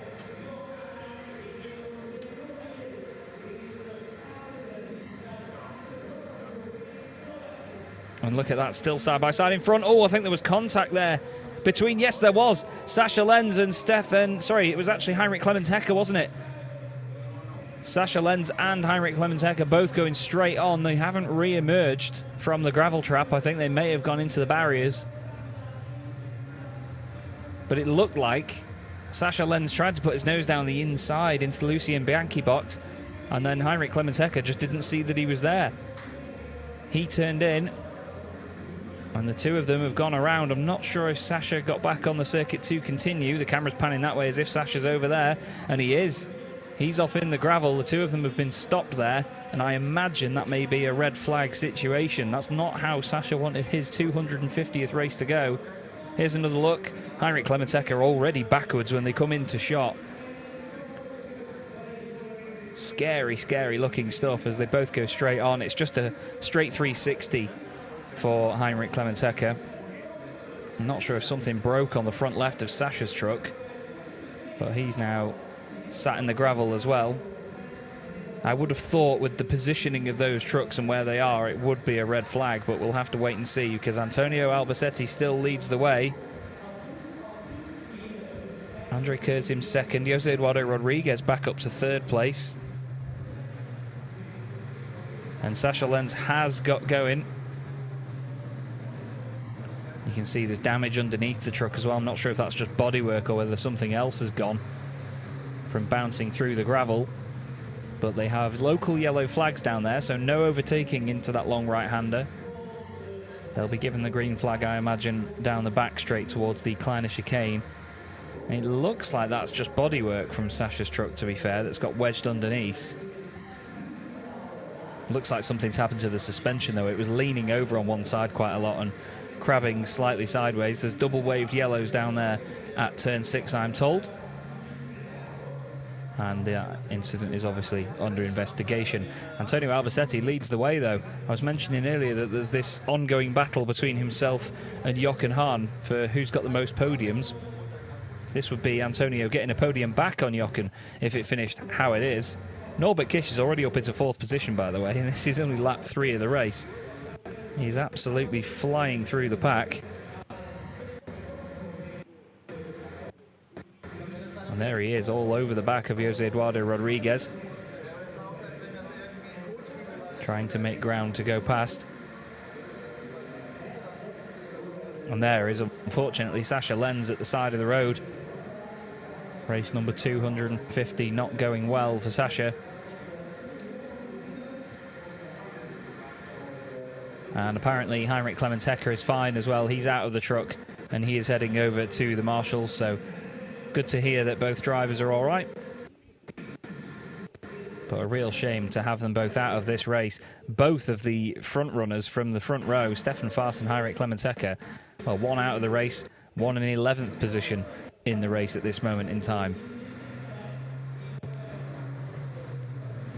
Antonio Albacete continues to lead. Norbert Kish has got up into 3rd position now, passing Jose Eduardo Rodriguez and Jochen Hahn in the last lap and a half. Then it's Jamie Anderson. John Newell up there in 7th place overall, ahead of Mark Taylor, then Louis Riquenco. Steffi Halm had to get out of the way of some of the action and chaos, I think, on the opening laps. Either that or Steffi's dropped down because she's now behind Stefan Fass. Has Steffi now got an issue because she's dropping down? I'm waiting to see her lap time come through, and she was, 1.4 seconds slower than Stefan Fass on that previous lap. So definitely something went wrong there for Steffi on that one. But Antonio Albacete leads, Andre Kurzim second. Now he's going to have Norbert Kish behind him. We've seen Andre Kurzim and Norbert Kish have some great battles in the past, and this could certainly line up to be another one.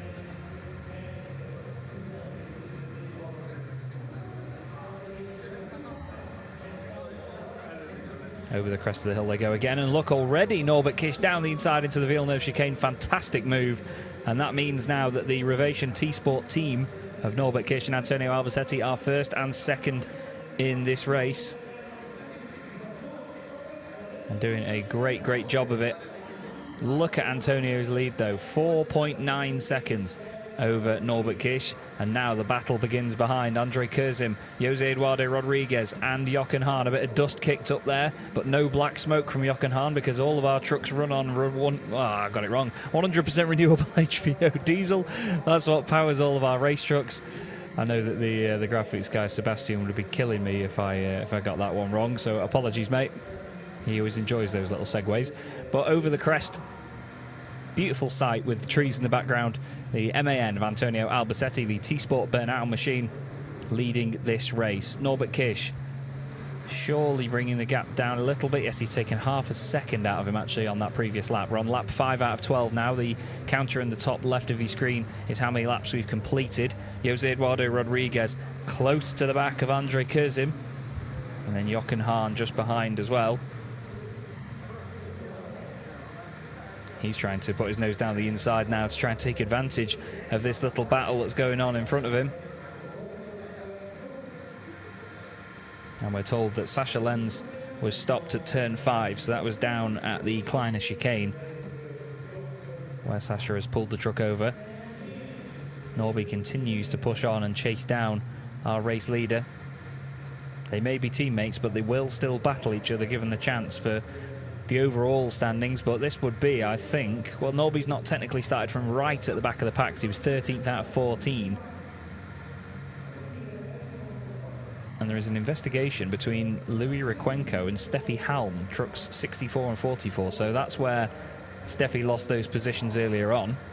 Jamie Anderson having a good run from the back of the grid, so too is Mark Taylor. Those guys have definitely benefited from some of the mayhem that happened in front of them.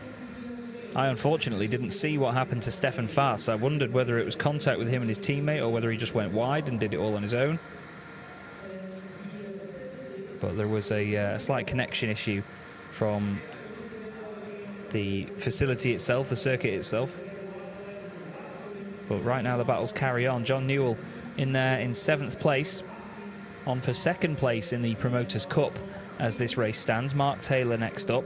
Stefan Fass has just got ahead of Louis Riquenco and got up into 9th position again. So he makes some more progress through the pack. Across the line, Antonio Albacete had a gap of 4.1 seconds over Norbert Kish last time round, and now it's 3.5. So Norby's taken 0.6 of a second out of him in that latter part of the lap.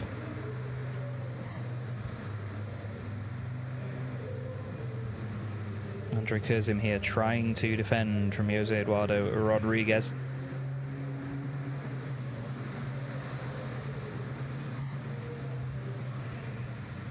Just trying to maybe get a cut back. It's one of those circuits where you can really line yourself up for a good cutback, actually. I've raced here a lot of times in the simulator. Not so in trucks, but in other racing machines, and you can spend a lot of time setting up a maneuver around a track like this, going one way then the other, quite literally, as Jose Eduardo Rodriguez is doing right now. He's weaving around behind Andre Kurzim as if to say, I would come by if I could find a way around that big white and yellow thing.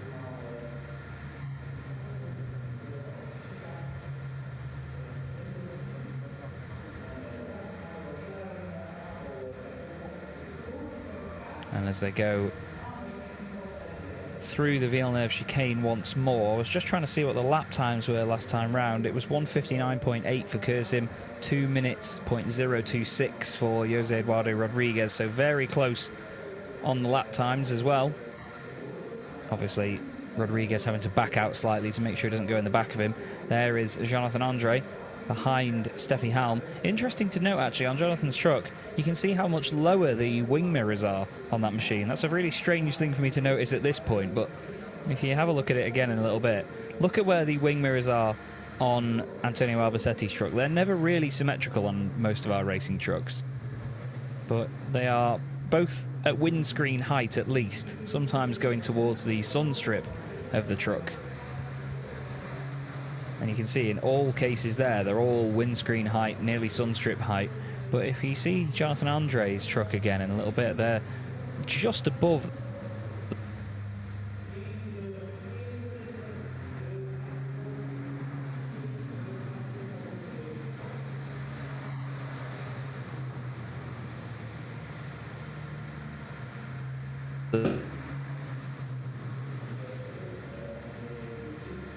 And there you go, look, Jonathan Andre's truck there. Look how low down the wing mirrors are. Just at the top of the door meets the windscreen. Such an odd location for them, but then again, nothing lost, nothing gained, I imagine, with that. Side by side here with Jose Eduardo Rodriguez and Andre Curzim as they're together now, and still Andre Curzim defends. He's very good at defending like this.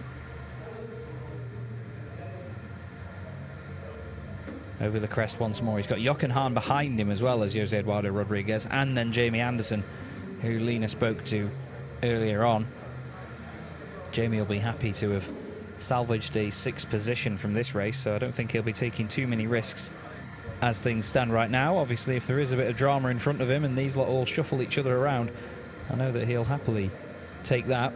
We're into the second half of the race now, and Norbert Kirsch is closing in and in and in on Antonio Albasetti. The gap now down to 1.26 seconds the last time they crossed any of the timing beams, and I know that it'll be less than that now. If Norby can make up for his race 1 dramas with that turbocharger and take a race victory here, they will be over the moon surely. In terms of his championship advantage, he's going to be opening that back up now over Jochen Hahn, who took the race win in race 1. Part of me would sort of not be surprised if he actually allowed Antonio Albasetti to win this race, because they are teammates. But it's only 1 point extra or 1 point less in the case of Antonio if Norby overtakes him or not, and that's in terms of the overall Drivers' Championship. In the Teams' Championship they would score exactly the same.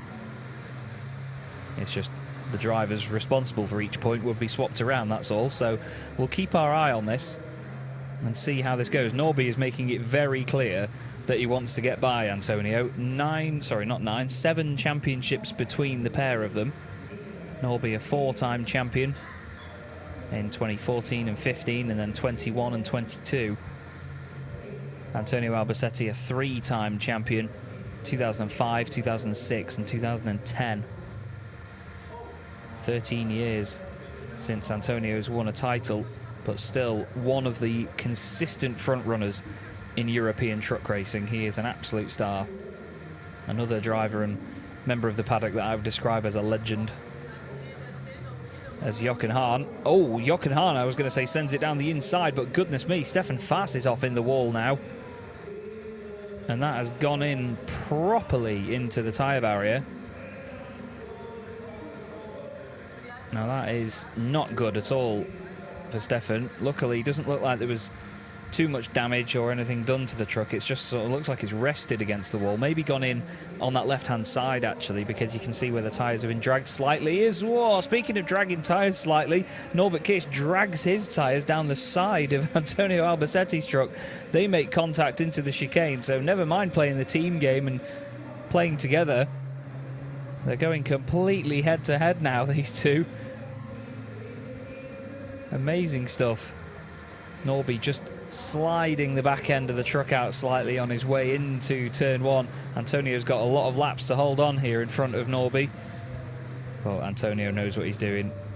Very, very good truck racer indeed. He's going to try and cover all bases where possible. Norby's tried to go for a cutback out of turn 2. The Sterenwacht down through Kanalbocht into the Lucien Bianchi Bocht. I think by now I've realised that Bocht probably means turn. But it's Albacete from Kiss. Kurzim in 3rd place. Hahn in 4th now, ahead of Jose Eduardo Rodriguez. Jimmy Anderson in 6th place, just sat behind those guys. And John Newell not too far off either. It looked like Stefan Faas has gone off down at turn 3, but there's not a camera on the inside there. Or is there a camera? No, there is a camera on the inside there, because we saw earlier on what had happened between Heinrich Clemens Hecker and Sascha Lenz. Sascha Lenz's truck is off there at the Kleine Chicane. But I couldn't quite figure out where Stefan Faas had gone off. And apparently Stefan Faas is okay, which is good. It's been reported that he is fine. Just a kiss into the wall and he couldn't get the truck out of it. Here's a look back at the moment that was developing just before we cut to that. You can see just in the background there, actually, it's been picked up. Stefan going straight on down at turn 3. I'm not sure if that's down to some sort of failure or whether he just overcooked it and clipped the grass. I thought we were looking there at Jochen Hahn getting past Jose Eduardo Rodriguez, but no, fantastic spot by our director there to notice the incident in the background. The lead two continue to move away here, Norbert Kisch and Antonio Albacete, but in the other order. Albacete still holds on to the race lead. He's made it very clear at the moment that he's not going to let Norby go through. And here's a look at what happened to Stefan Faas. So he's had a huge lock-up into turn 3, and the truck just isn't turning. Just wasn't turning, it wasn't slowing down as Norby slides his way around the inside of Antonio Albacete. Antonio's now got to give him the room as they go through turn 2. Norby all the way around the outside. Is he going to be able to carry that pace completely through turn 3 down to turn 4? Watch the right-hand side of his shot. Yes, he is. Norbert Kisch gets it done. Takes the race lead. Fantastic manoeuvre by the reigning champion. And his teammate is left wondering, what on earth do I have to do here? Norby does cover the inside line just in case. That's one of the moments where you can see right through Norby's truck there from where the grille goes on the very front through to the back. No huge intercoolers completely blocking the flow of air through that machine. But there's a few of them where you can see all the way through from the very front. It's always quite interesting when you get a really well-lit background on these things. It's just like one large tunnel. And we've been told there's a red flag. Yes, indeed, red flag comes out. And I believe that is maybe down to the location of Stefan Faas's truck and the fact that we also have Heinrich Clemens Hecker's truck out there as well. And we are unable to get them out of there safely. And it's not the safest of places for them to be, unfortunately. There is Stefan's truck in the barriers. And I think one of the other things to consider there is that the barrier itself has been hit and damaged and sort of knocked over. So if there was another hit to that tyre wall, then it wouldn't be able to sort of withstand as much a second time round, which is a big shame. And there is Heinrich Clemens Hecker walking past Stefan's truck. You get an idea of just how huge these machines are as well. Look, when you see the drivers stood next to them. And Heinrich Clemens Hecker is about 9'6" as well. He's a very, very tall man. But he has a look over any potential damage to Stefan's truck. It seems like Stefan's concerned by something in the engine bay, so maybe he feels like something broke. And that's what caused the potential issue. But that is a huge, huge shame to see. It's also a very considerate thing, actually, to red flag the race at this point, because I think it could be declared a result. And it means that the cleanup operation that could happen now wouldn't affect following races on the programme, if that makes sense.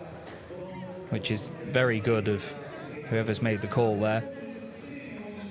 But as far as I know, that would mean that Norbert Kisch gets the win, unless there's a lap of countback, but we are... Well, we finished lap 9. And on a 12-lap race, my maths isn't very good, but I believe that's at least 75% race distance, isn't it? There's Heinrich Clemens Hecker. He and Stefan Faust, both rather ironically ending up in the same gravel trap by the time the races ended, and they both started on the front row. Not a perfect scenario for either of them at all. And it looks like we will get a result out of this, so it looks like Norbert Kish is going to take the race win from Antonio Albacete and Andrei Kurzim. And in the Promoters' Cup, it will be Rodriguez, Newell and Taylor.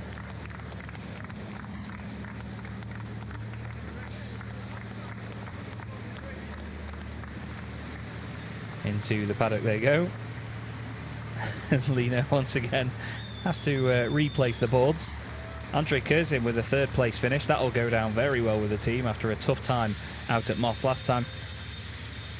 And Antonio Albacete grabbing himself another podium when Jochen Hahn doesn't get one. That's podium 289 for Antonio. It'd be lovely to see him get enough podiums to surpass 300 by the end of this season, but I'm not sure that he will do. He'll have to get a lot more average than he's on right now. But to come from 13th on the grid for Norby to take the race victory there, very, very impressive. Once again, showing the talents of this young man. And Lena's going to have a chat with him about how that race went, because that was best case scenario.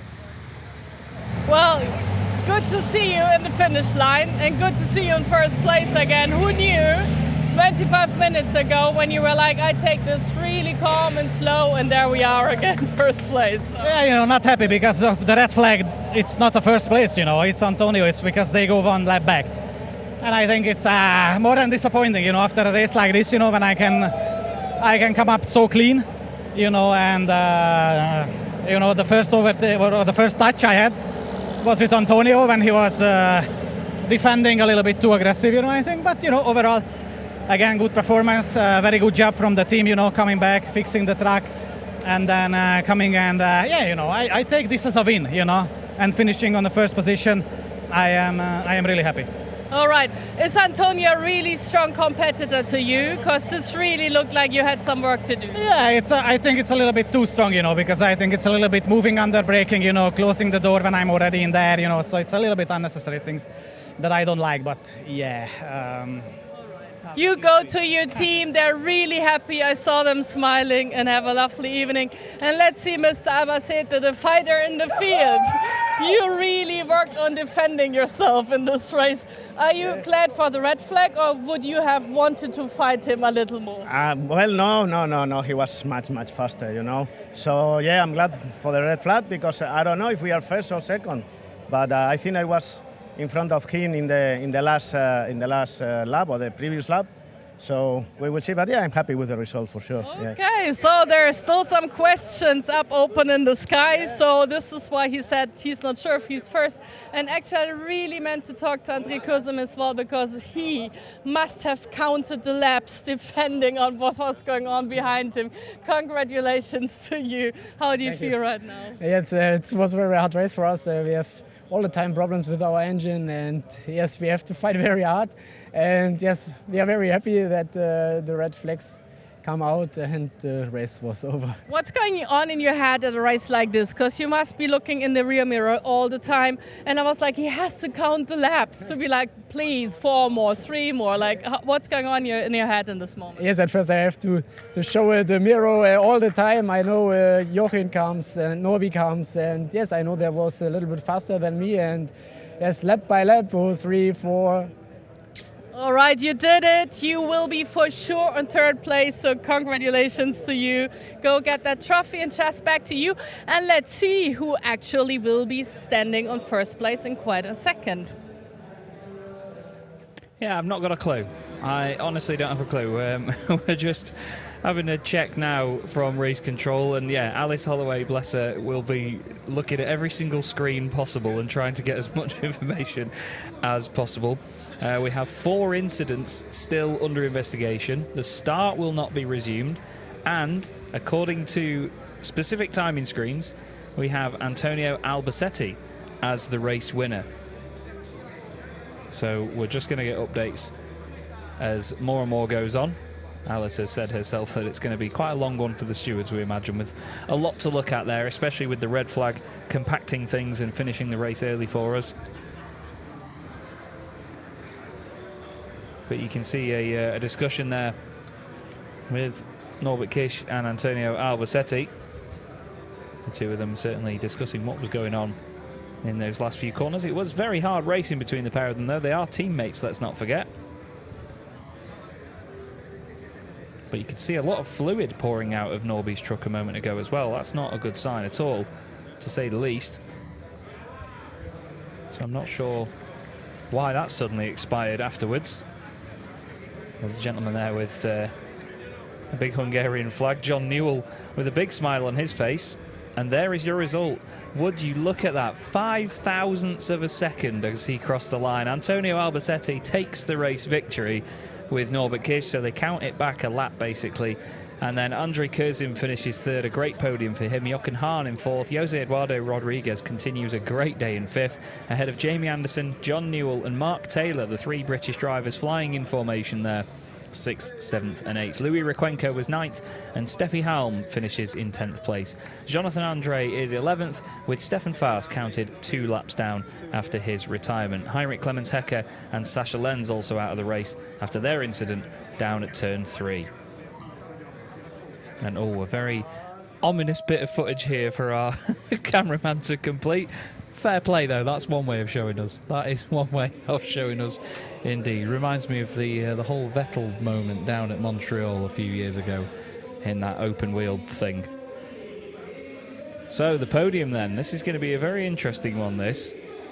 Norby said he wasn't very happy with the fact that it got counted back. We'll see if there's a reaction from him. Andre Kurzim takes third place, though. There's going to be a definite positive and happy reaction from him. He'll be over the moon with a third place. Norbert Kish will take up to the podium to take second. And Antonio Albacete will make his way up there for first place in round 22 of the championship here at Zolder.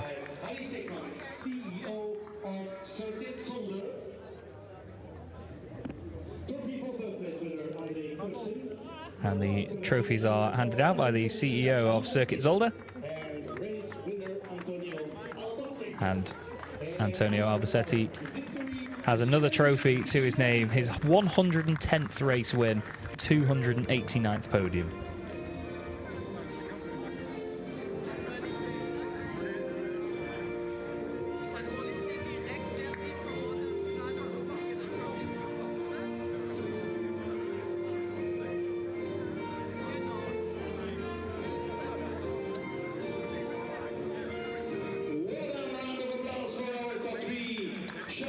And the Spanish national anthem there for Antonio Albacete.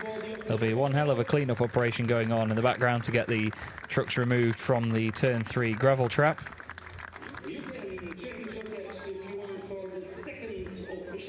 And they will change their hats, as is almost standard now.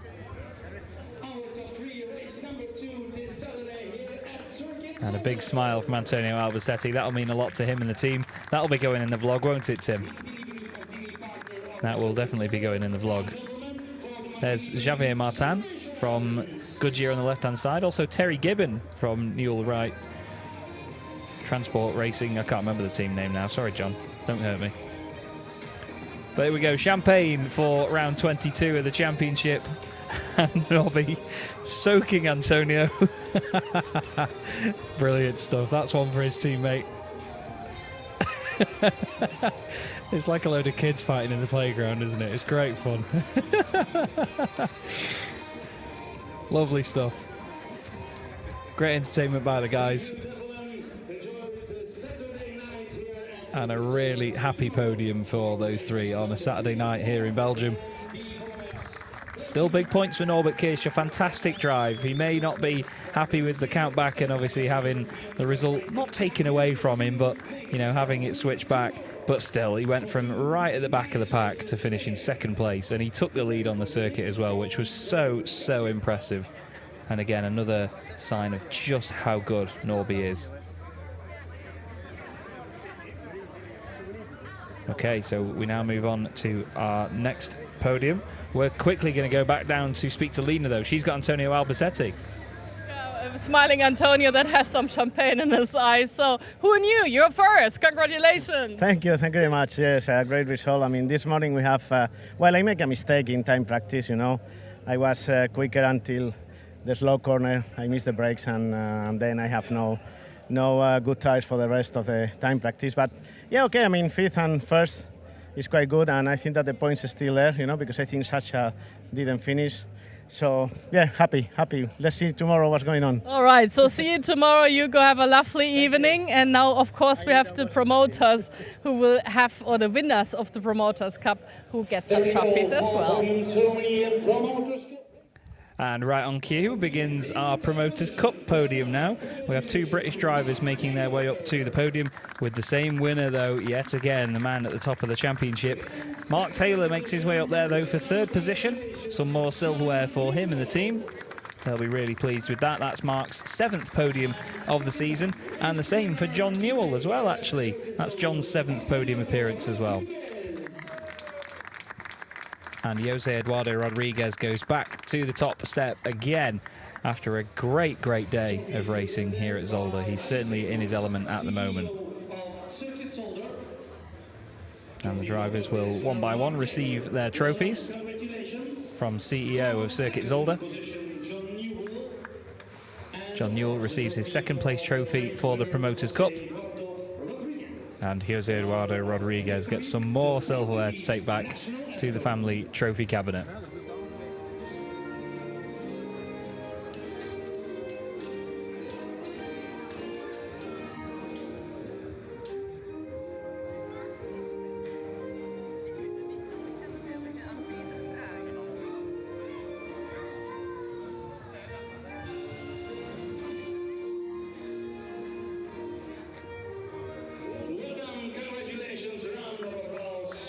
And Jose Eduardo Rodriguez takes what is his 9th win in the Promoters Cup this season and his 17th podium appearance in the category. A great season for this young man. It's his first full campaign, and he is certainly shining at the top of the standings now after Stefan Faas gets a DNF in that one. It's a perfect time for Jose Eduardo to get maximum points and a taste of the champagne as well.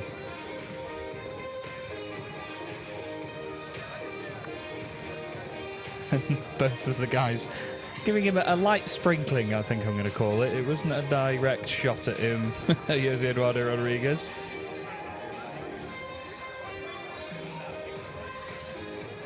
But that is our Promoters Cup podium, everybody.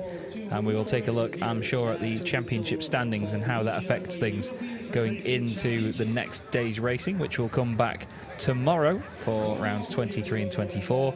275 points for Norbert Kisch from Jochen Hahn's 215. So a direct 60-point lead as of right now, with Sasha Lenz finishing in 3rd place, or not finishing, sorry, 7 points ahead of Antonio Albacete now, so that's really closed up.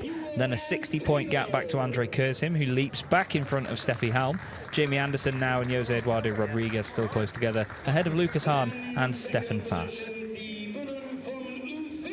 11th is Adam Lachko with Mark Taylor behind, then John Newell, 7 points between those guys. Heinrich Clemens-Hecker next up, ahead of Louis Requenco, Jonathan Andre and Owen Klein-Nagelvor. You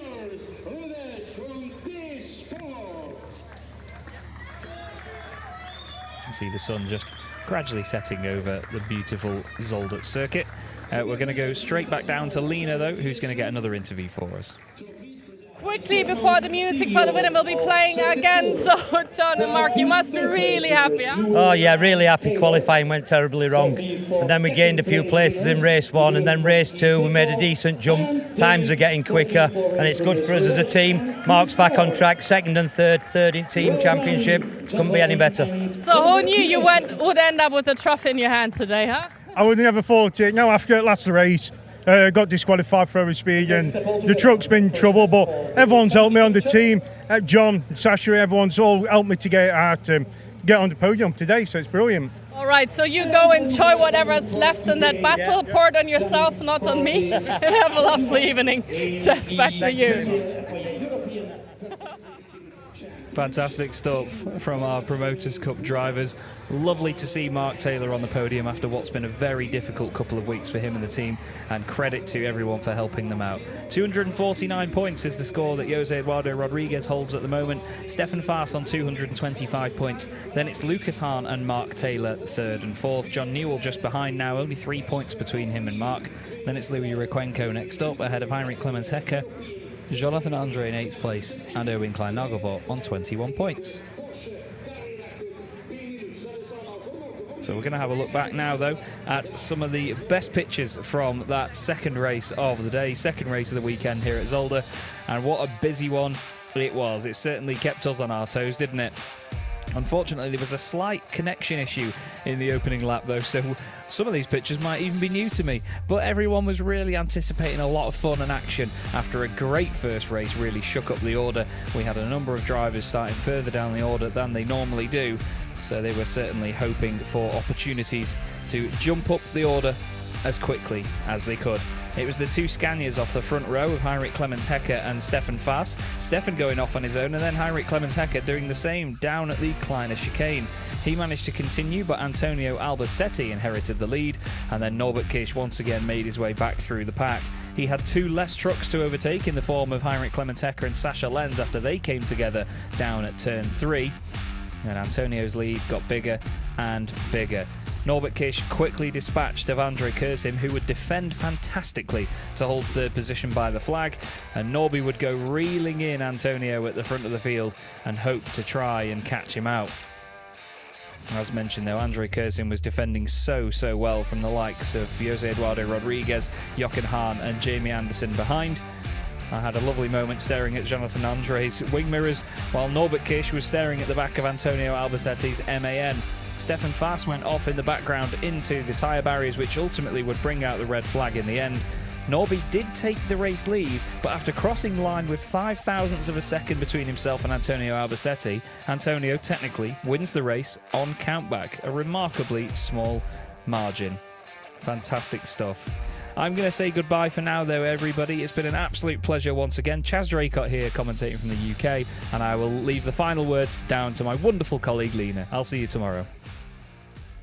Thank you, as always, for watching this race, and I really hope this race has been made you jumping in front of the screen as much as I've been jumping around over here in our box, because I think this has been exciting. Both races actually have been exciting. So back tomorrow, 2 more races to come, 1 more qualifying to come tomorrow at 11 a.m. So yeah, just make a note in your phone or whatever and come back tomorrow at 11 a.m. either on the television screen or on the live screen. So yeah, this is it for now from Belgium. Find the lake, have a lovely evening, have some barbecue, and see you tomorrow. Thank you for watching.